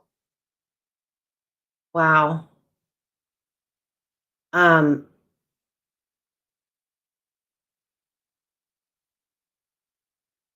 Well, I mean, I think your auto lock, you have to, I think like when you set up your phone, when you first get a phone, or for example, if her phone was reset the weekend before, she would have to go back in and redo all of her settings. I just can't imagine, my God, if my 13 or 14-year-old thought that I was even going to pick up their phone, it was like heart attack city. Like, what are you doing? What are you doing touching my phone?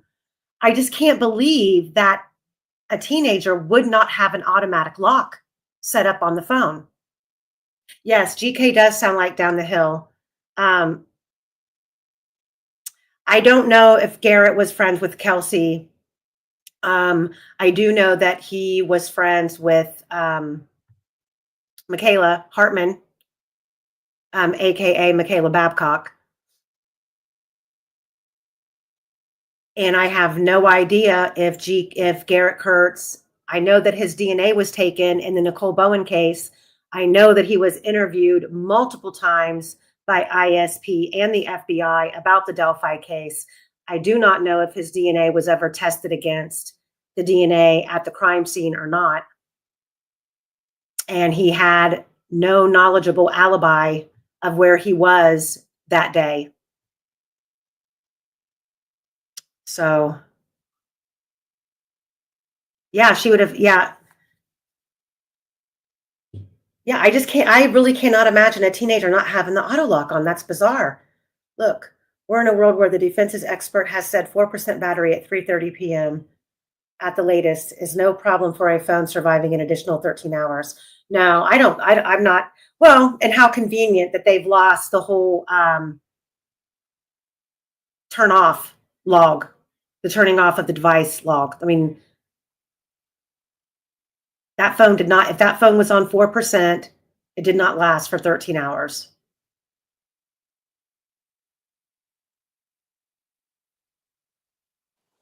You know what? I took my iPad on the plane and I had it charged at 100%, and I've kept it in my bag in airplane mode, and I just now took it off for this live, and it was at like 91% when I opened it, and that's since like last Monday. I don't know if being in airplane mode helped that because nothing was coming through, but it stayed on Well, for a it does. It absolutely does. And when you think about what the state wanted us to believe happened with the girls and that phone sitting out there, and it goes dark at what is it, 5 something? Well, between 3 o'clock and 5 something, that phone is getting hit nonstop with text messages and phone calls, and she's not answering. So that means the phone is ringing for the duration until the voice mail picks up. Then people are either leaving a message or hanging up. So, and the phone then goes offline. So if the phone is still powered on, that phone is still searching for a signal, which is going to, and then you don't know what apps are operating in the background on the phone. So that phone, there's no way, if that battery was at 4%, that phone did not last until 4:30 a.m. in the morning, or whatever time they said it actually died. But if we know that at 4:30 in the morning, there were like 15 messages, it automatically like reconnected to the tower and got a signal, and all of those messages came through. Michael, I was talking about my iPad. I had it in airplane mode, but I had it fully charged and I put it in my purse when I got on the plane, and I took it out today, and that was like last week, and it was still on like 91%. And I said, I don't know if that's because I left it on airplane mode from when I was, traveling, if that had something, but I don't know anything about their phones being on airplane mode. I was giving an example of my battery. Yep. No, okay. So Michael says there's no evidence. The phone was put in airplane mode and it was receiving messages until 5:45 p.m. and then again at 4:32 a.m. So if in airplane mode, someone took it out of airplane mode early a.m. Right. Yeah. I mean, somebody, and and that's another thing. I always assumed that Libby would have had auto lock on her phone. And typically on an iPhone, airplane mode is something that you can do from the screen without having the passcode to get in the phone. You can swipe and your airplane mode should come up on your home screen, whether the phone's locked or not. So I had thought that maybe that's what someone had done. The second the video turns off, did someone snatch the phone from her? I mean, we just don't know. Michael, do you know if the phone was on low power mode?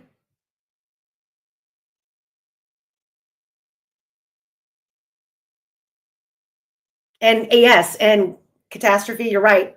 The Find My iPhone was on and it was enabled. I don't know what the hell they were doing. And I'm still confused on what AT&T was doing with the phone, because I believe I've heard Becky Patty say numerous times AT&T would not ping the phone. And then I've heard from law enforcement and Mike Patty that AT&T was pinging the phone every 15 minutes.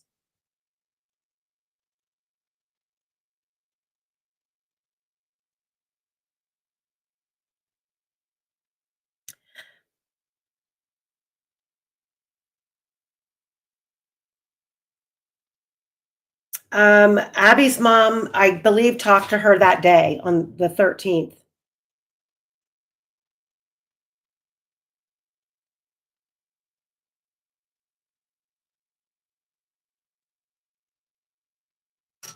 Yeah, so all the inconsistencies in this case. It's almost like if the second you state something as fact, you find out that, okay, wait a minute, that might not be fact. All I says, no such thing as an unassociated event. Just got to expand more, little plus signs, and keep scrolling right to find it.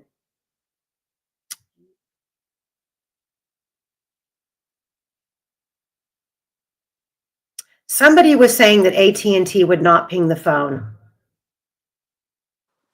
Becky Who said dis? that. Who dis says Abby never asked to go to the bridge.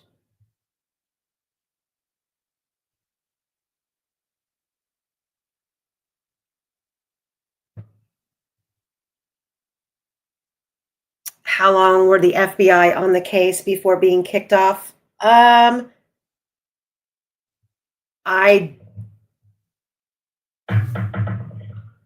Michael, do you know the answer to that? I don't know the answer to that, when exactly they were kicked off.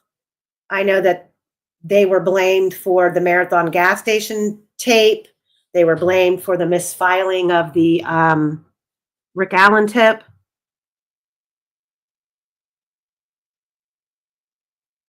Okay, so I'm going to go back to reading.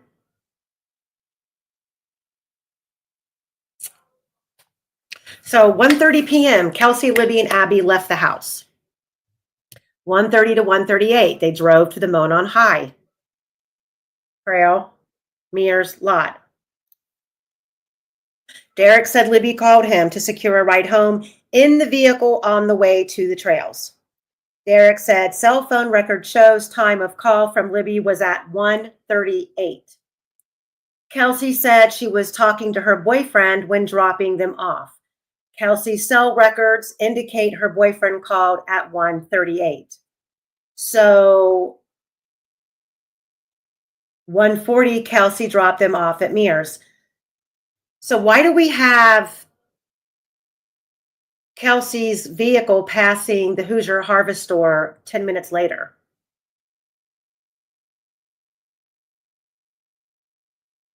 Kelsey gave each girl a sweatshirt she had in her car to take with them. Kelsey watched the girls walk up the trail. Now remember, these are statements that were made way back then. We all know the story has changed and evolved since then. She didn't notice anyone or anything strange at the drop-off. She said she saw 10 to 20 kids her age there when she dropped them off. However, later stated she saw no one. I remember those statements. Becky said there was one vehicle there when Kelsey dropped them off. Well, why is Becky saying that and not Kelsey? Because Becky wasn't there. 1:40 to 2, Libby and Abby walked the trails to the bridge, arriving at the north end. Photo of empty bridge posted to Snapchat. 2:07, Libby posted a picture to Snapchat of Abby walking on the bridge towards the south side. BG is not on the north side of the bridge behind Abby. A visual recording of BG walking towards the south side was captured on Libby's phone while facing north. Screenshot of BG 60 to 7 feet from the south end. A recording of a man saying down the hill was captured on Libby's phone, along with girl talk, mention of a man behind them. The murder can't be heard on the recording. The length of any video audio taken has not been disclosed. Libby and Abby has an encounter with Bridge Guy in which resulted in their murders. Libby's phone was found in the area near the location the girls were found. Law enforcement stated they have more photos and video from Libby's phone that is helpful to the investigation. You guys remember all of those interviews where they said all of that stuff? Yeah, we should get Michael up here. I want to ask him some questions like what he thinks about Kelsey. Well, That was lovely, darling. I think that there's one thing that blows, two things that blow my mind. And, you know, I guess I'm sure a lot of people were, but I'm going to be honest, I was a sucker for Doug Carter for years. I thought that man was genuine. I thought that he really did care about these girls and finding out what happened. And he literally turned into the biggest piece of crap. Don't ever trust Jesus, people. People that tout Jesus that much, there's something wrong with them. Don't Well, get me and wrong, then I'm you a good find out, Catholic. I believe in Jesus, but like when people start talking about Jesus that much, they're hiding something. I mean, from all of those press conferences and interviews, you know, I'm going, you were so eager beaver to solve this case. You're just one tip away, one tip away. You want to know what we know. To the killer who might be in this room. All of those fantastical one-liners that he gave that everybody just ate up. And then you find out that on day one of the trial, the one piece of hair with the root on it, they hadn't even tested. In 7 years, they hadn't tested that piece of hair. They just wanted to assume, oh, it probably belonged to the family. Then, and another thing is, none of us, I don't believe, I'll speak for me. I didn't know that. I always knew that everybody was suspicious of that photo of Abby on the bridge. Everybody thought that that photo was photoshopped. Everybody was pointing out how much it looked exactly like another photo in the stance that Abby was in another photo. I thought it was kind of all, rabbit hole-y conspiracy. Then you get to trial and you actually find out that photo does not exist anywhere. And he's asked on the stand, well, is a photo that's taken on Snapchat filed anywhere? Does it, if it doesn't go to the camera roll, does it save in the Snapchat memory? And his response was, you know what? I'll have to ask Snapchat about that. When in all this time, you never once thought that that was going to be an important factor to find the answer to, when you knew for 7 years that that damn photo wasn't on that phone? Where did it come from? Like, it's shit like that just, you literally go, you're idiots. And it literally was a turf war between them and the FBI. Carroll County law enforcement wanted credit for solving this case, or at least attempting to solve this case. And that, there's a lot of history with the FBI and the Klan in Indiana, and like FBI's never been very welcome in Indiana, which is why I think the Nassar case was so hard to get off the ground.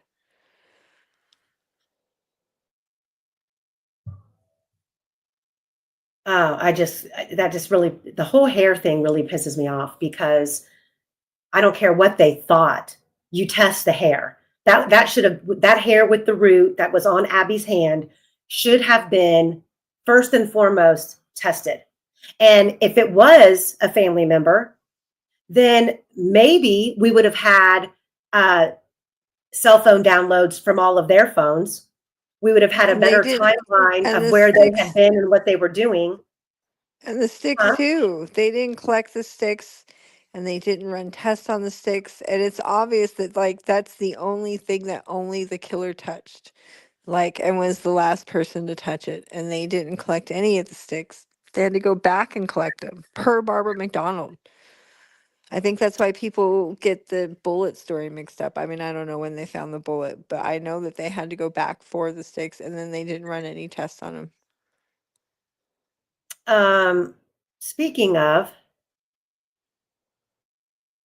hold on.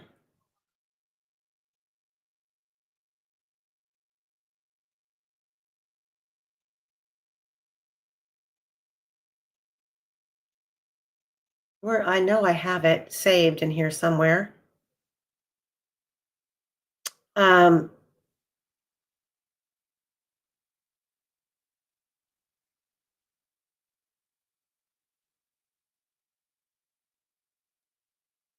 what did I do with it?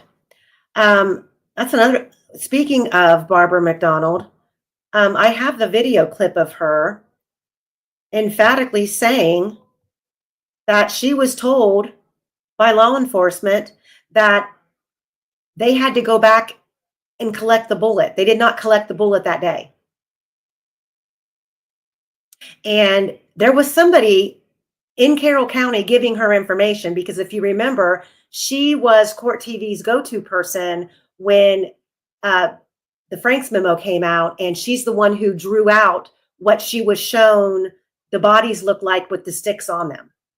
Somebody was giving her inside information, and God forbid Rick Allen ever gets another trial, because she could be called as a witness and made to testify who directly told her in law enforcement that that bullet wasn't collected at the scene that day. I think it's Jerry Holman. I think it's Lesenby. I think it's Lesenby. I don't think Lesenby's smart enough to know how to do something like that. He just, never mind. I think it's Holman.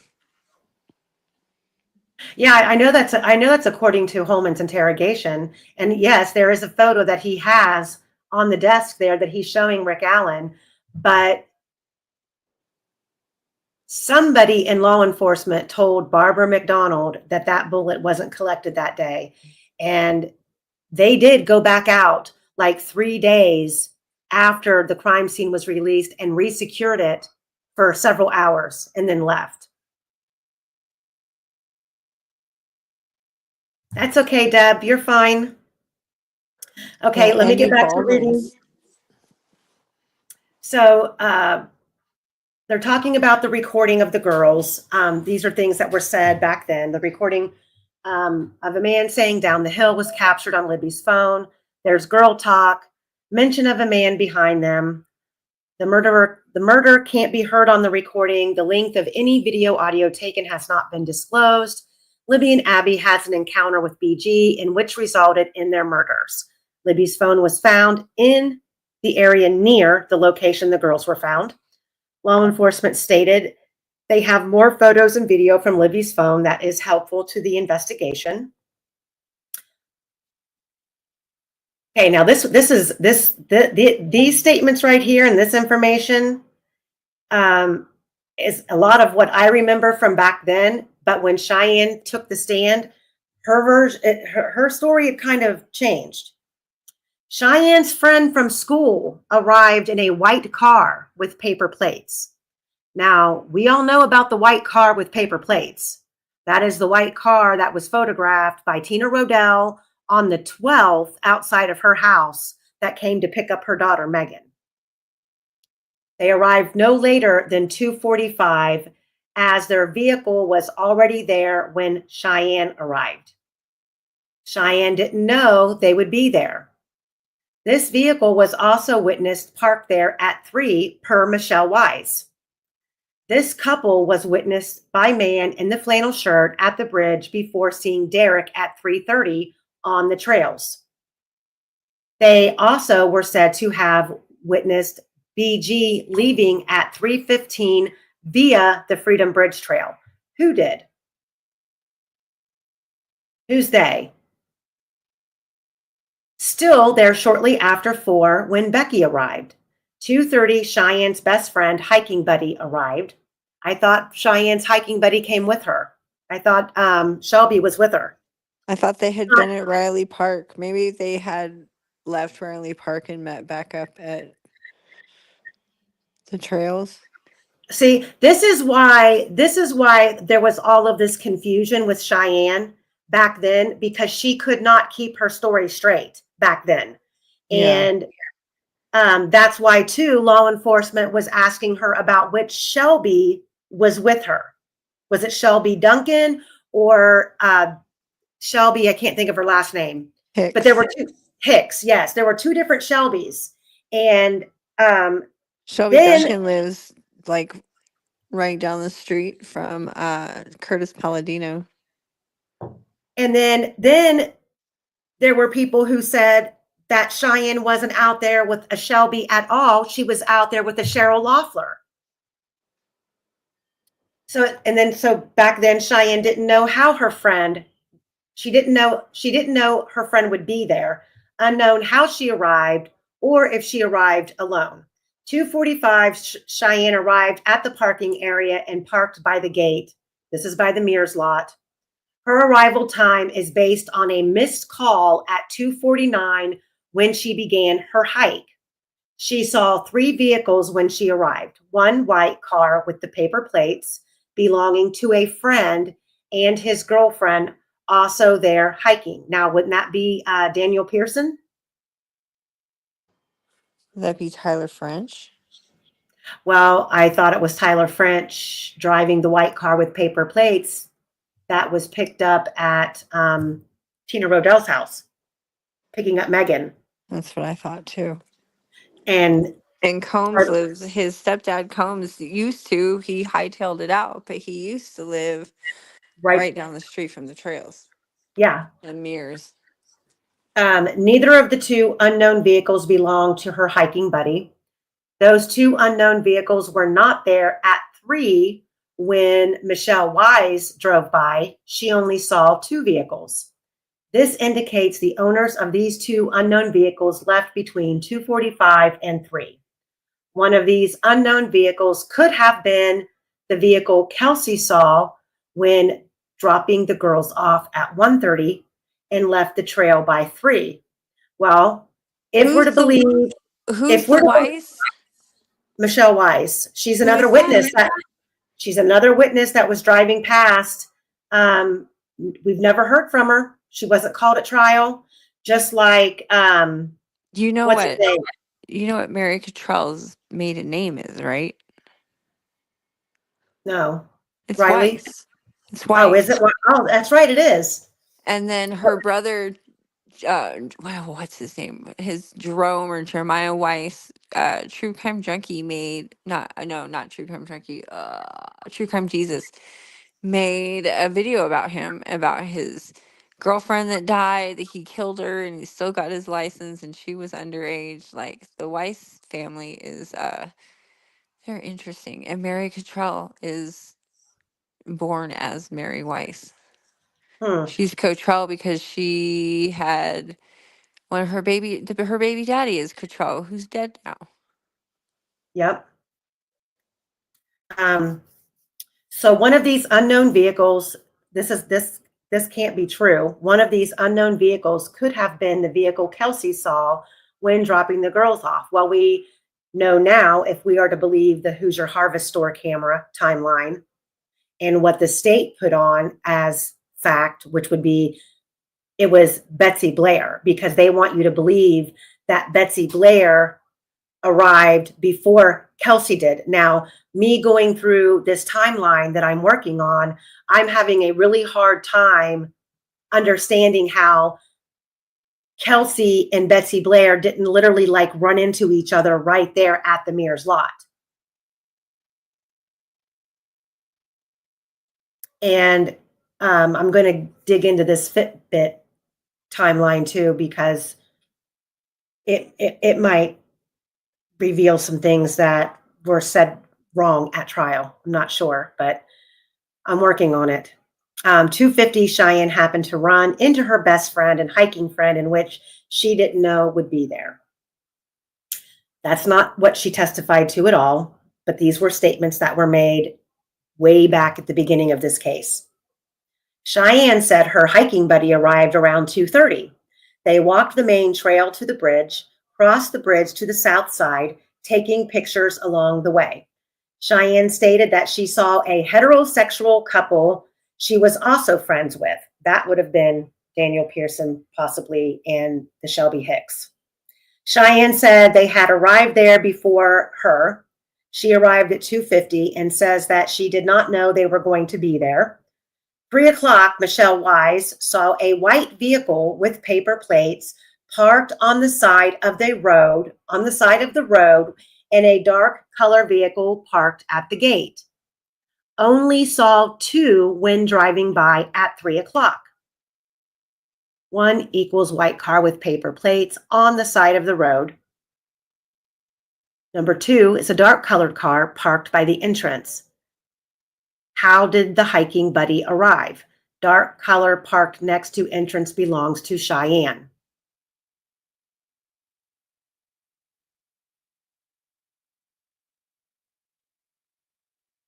White car with paper plates on the side of the road belongs to Cheyenne's friend from school, also there hiking with girlfriend. 3:11, Derek came up 75 across country roads and across Wilson Bridge, calling Libby's phone and said he was coming down the road. At 3:13, Derek arrived at the Mears parking area to pick up the girls. The girls were not there. He called several times to try to reach them. And that's all I have for tonight on this dive into the past of the timeline. But I will pull up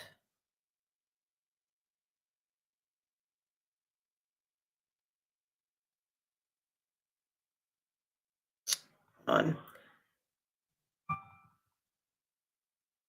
Now, this is why, and Kokomo is, I don't know. Kokomo is not releasing, they're not giving out any information on crap. So I've tried to get the actual Gabe Ellis arrest report, because it was said that Gabe Ellis was driving a vehicle with the same paper plates on that vehicle that were photographed by Tina Rodell outside of her house, which is right here.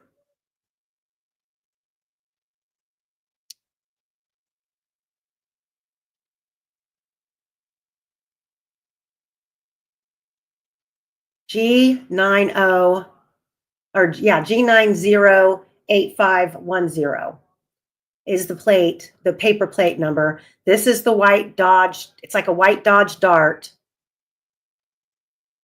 And how odd that this is on the 12th, the morning of the 12th. And this group of people were said to be out there at Tyler Joe French's stepdad's house, who lives right down there by the bridge. And they walked from his property down to the bridge and camped out that night.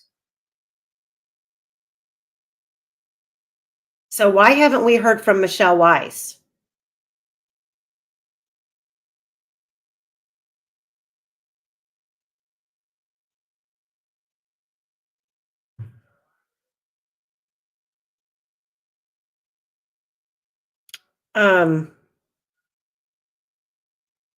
So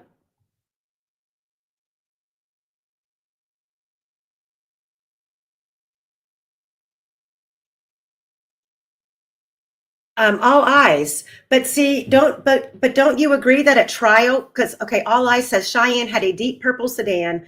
Her and Shelby Hicks said they parallel parked along the road by the Mears entrance because the lot was already full when they got there.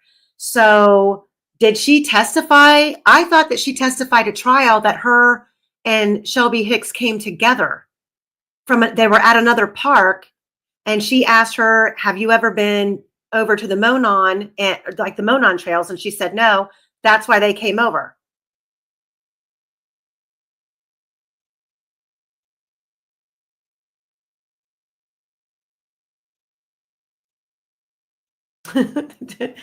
Trial junkie says maybe they were out in the park taking nude pics of themselves to sell to KK.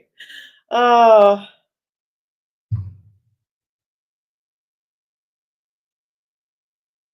Well, I was wanting to know. That is what the story was, Michael, was that they were supposed to have camped out down there by the bridge. There was supposedly there was a sexual assault that happened, and some other things that went on, and they were up all night. Let me see. 20, it got down to like 23 degrees that night. Is that normal? Hold I on. know if it gets below like 50 and I'm in the house with the fire going. I actually have. So Tina Rodell's daughter claimed to have been attacked out there by a group. It was labeled some sort of initiation to the Sons of Odin. This group of people right here. And I actually have the phone log from Megan calling her mother. Or no, Megan was trying to get a hold of her mom at like 2:00 in the morning from out there on the bridge. Do I not have them in this? If I don't know, right there. Right there's Megan's phone log. February 12th at 2:48 a.m. Missed call, missed call, missed call, missed call, missed call.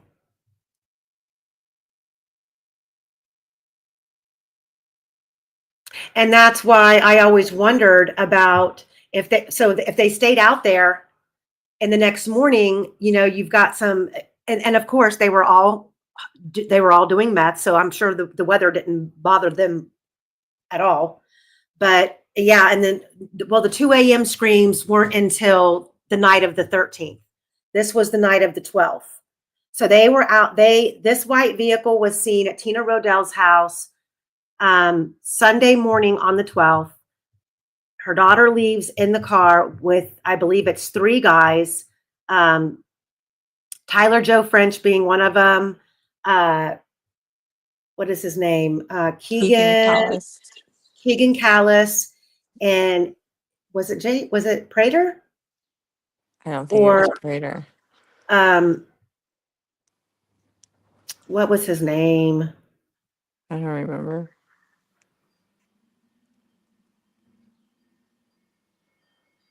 Now you got to, and then Michael, you got to remember that Tina Rodell's sister is Christy Lynn Martin.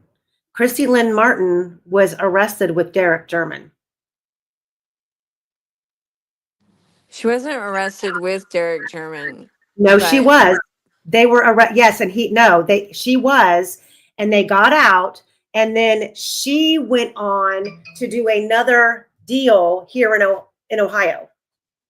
And they believe that Derek is the one who ratted her out. Oh. Michael, that's what I'm thinking. That's the group. I've never seen that picture though. So there's supposedly a picture floating around of this group of people around 6:30 a.m. at the end of the north end of the bridge on the morning of Monday, February 13th. And it's someone in that group that I believe might have been who Liebert seen by the mailbox that morning.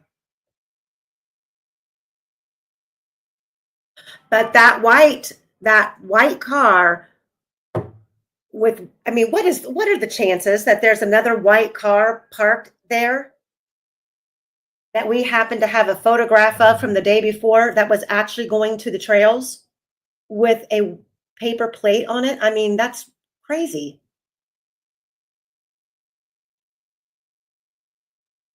And this is Tyler Joe French. All the different looks of Tyler Joe French.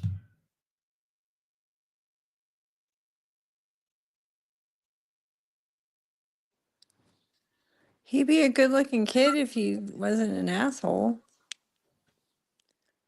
Well, I'm looking at this middle picture right here where he's got like the mohawk and his eyebrow is kind of contorted. I mean, does that remotely resemble the sketch of the guy by the mailboxes? I don't know. That eyebrow is. It looks like he does that with his eyebrow. Like I can just. Okay, Michael, I thought you said it was a like a black colored sedan.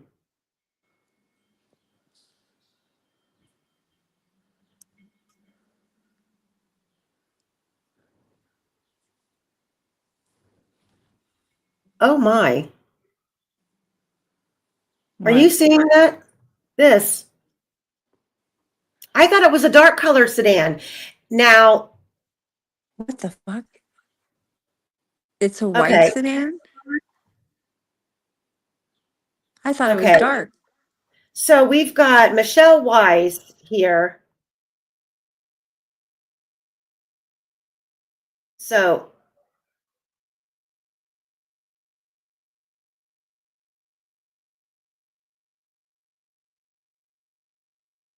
where was It being a white sedan, like, gives me a lot of pause because I've always kind of, I mean, not stuck up for Kelsey, but didn't think that she was smart enough to get away with something something like this. Um, but Kelsey was driving a white sedan. okay, Kelsey was,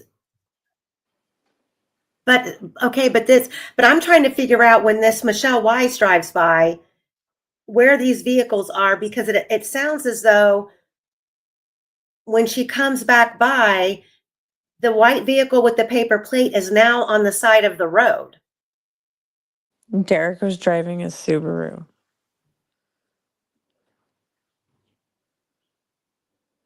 See right here at 3 o'clock, Michelle Weiss saw a white vehicle with paper plates parked on the side of the road. Well, I'm going to have to track Michelle down. Yeah, we can find out if she's related to Jerry Weiss, Jerome Weiss, and Mary Weiss. Yeah, that would be something to look at too. Michael, is it was it a Bonneville sedan? I don't know. I don't know if Kelsey knew Tyler Joe French. I'm sure they did. But see, I don't know. She's a lot older than her. It would be like Ashley and Derek. Yeah, that's true. And I don't know if Tyler Joe French was technically from Delphi. I think he might have been No, he's from Kokomo and from Kokomo. he just moved to Kokomo from Texas. Like he was moving back and forth between Texas and Kokomo for a while. Yeah, he was only over there in Delphi because his stepdad lived there. Yeah, Coombs, but he moved out too, like right after the murders. No, trial junkie. The car that we're talking about is a car that was seen. So the video camera from the Sandefur's property that captured Brad Weber's van at 244 going down the private drive. Prior to that 244 vehicle, the white van going down that drive, earlier at 208, there's a vehicle seen going in towards the private drive. It goes off camera. And then about a minute later, it comes back out. And we were speculating based on what Reese Davis had said that they were dropped off out in front, which he didn't know where out in front meant. And when Michael saw that on the camera, and then you're listening to the BG video, the timing doesn't match because the video started at 2:13. But if somebody was dropped off at 2:08, you've got Abby's photo on the bridge at 2:07, and no one is behind her. And then at 2:13, bridge guy's there. So is it possible that somebody was dropped off and they came up the south side of the bridge? They came up the hill and came onto the bridge and walked down. That's why the phone data is so important, that it gets deciphered accurately, because what was the phone doing after Libby took the video or the photograph of Abby at 2:07? Was she on the phone? Or was she just holding it and walking? There's all of these gaps of no movement, and then like 60 meters here and so many meters there. You just want more details, I guess. At least I do. I have a list, not in front of me, classic overthinker. I do have a list of quite a few of the cars that were out there. Yes, Betsy Blair, David Riley. He's another one that we've never heard from, really, or the defense didn't put on. Cheyenne, Shelby Hicks would have all been parked at the Mears at 3:00. Was Betsy Blair still at the trails at 3:00? I didn't think that she was. I don't think she was either. And now we have this white vehicle that they're talking about with paper plates or paper tags. And I've got throughout this, where does it go? Throughout the vault, and I really kind of want to go back through and reorganize some of this in a little bit better order. But like right here, this vehicle was out there by the side of the road. This is a burgundy colored car, was sitting there on either the 13th or the 14th during the search. And it appears that there was somebody sitting in the car. Then you got the white Dodge Dart over here. Then you've got the white box truck that was sitting out on the road by Packers. And you've got the black pickup truck that's going by, this other burgundy vehicle by the CPS building. And then I have a list of the cars. I've got, let me see, Derek German had a, what was he driving? A Subaru. The Subaru. And then there's a Avalanche that Tara was driving.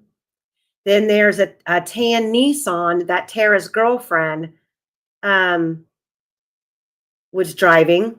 And then there's some confusion on if Cody Patty rode with Tara, or did Cody Patty come after work?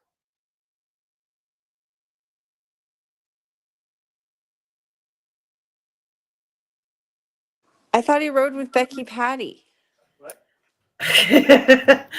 Well, there's plenty of interviews that Cody was supposedly at work, Mike Patty was supposedly at work. Kelsey saying she didn't know where Cody was, but then Cody's supposedly crossing the bridge with her that day during the search. On Kelsey's live with, I think it was Gray Hughes or someone, she was talking about Cody, and during the live he texted her and said, no, I was at work. And she said, oh, I guess he was at work. And so he told her that he was at work, like texted her during a live. Michael, I believe so. I might have it. If I don't have it, is I that know minivan guy still on YouTube? Because he has it. What was his name? I don't know, but I'm sure we can get it. I'll get it and I'll send it to you.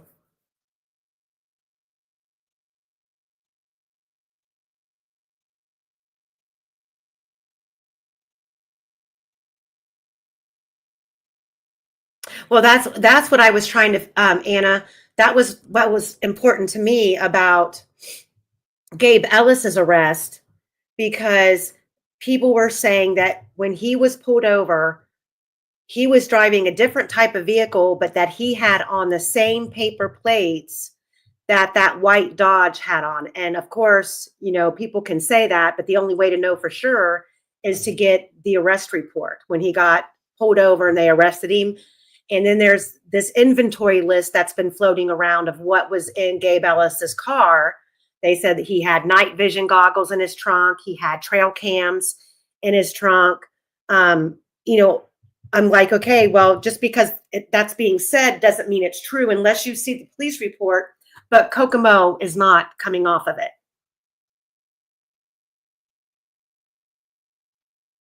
I don't think the patties were getting tax refunds. I think the patties are well beyond tax refund territory.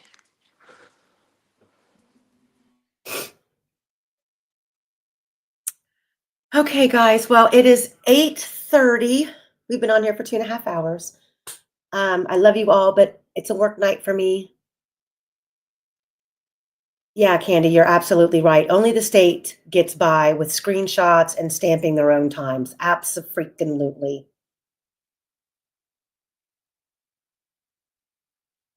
Oh, Snarky okay. ass. I see what you're saying. I was like, I don't think the patties are getting tax refunds. Their property taxes alone, with all that land, are probably pretty high. Oh, I'm sure they've got enough write-offs, though. I mean, I'm telling you right now, They they're own all they're, that they're property. well, they're probably running so much stuff through the business. I mean, when you run a business, But especially when is you're her running a business a non, 10 is her business a 1099 though? I'm Like if talking she's about getting no, I'm talking about the park. Oh no, I'm not talking about I was talking about their finances before the park. Like their business as an appraisal would be a 1099 because she would I get thought it, direct payment. I don't think people are taking the taxes out when they pay her. She's responsible for her taxes at the end. Michael, I thought I'll verify it, but I thought the Hoosier Harvester was off by 15 minutes, not 54.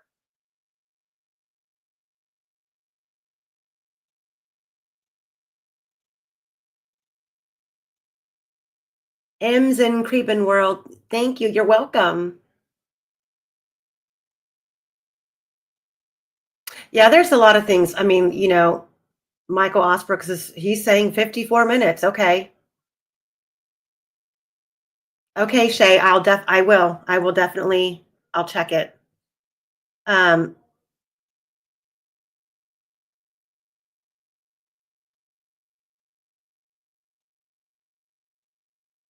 oh, that's interesting.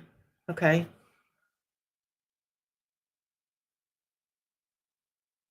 Okay, guys. Well, I'm going to let you guys all go. Thank you all so much, mods. Thank you. Subscribe, like, please, before you leave, if you haven't done so already. It does really help the channel. And I'm going to put together a members only section. It's not going to be not a members only section, a members only video, but it's not going to be on Delphi this time. It's going to be on another big case that I have almost all of the case file for, including crime scene photos. And there's also a 4-hour movie that goes with it. So I'm going to put that together. And maybe this weekend we can all spend an evening enjoying something other than Delphi for a change. I've been paying attention to the Diddy trial. That's intense, man. Cassie's testimony today was heartbreaking. Well, he's going away for a long time, and he Have you needs to. heard that because he can't keep up the Botox or the hair dye that he walked into the courtroom looking like a straight ass old man? Yes, he does. Michael's so proud of his wrench. Look, he goes, I go home with a wrench. Go, Michael. It's your birthday. Take your wrench home. But yeah, no, the Diddy trial is insane. I got to get caught up. I listened to Delphi stuff today, just racking my brain on this timeline. So, well, guys, one more time, third time's a charm. I'm going to let you go. Have a wonderful evening. For those of you who have to get up and go to work tomorrow, drive safe. And I will see you probably on Thursday. Might be back Thursday. I don't know yet. If not this weekend for sure. And we need to go back through Ashley's, the Attorney General filed their response in her case. So I need to get that covered as well. So everybody have a good evening and thank you. Hit the like button and subscribe. And we'll see you later, guys. Good night. Good night, everyone. Say good night, Cherie. Cherie's probably muted. Good night. Good night, everyone.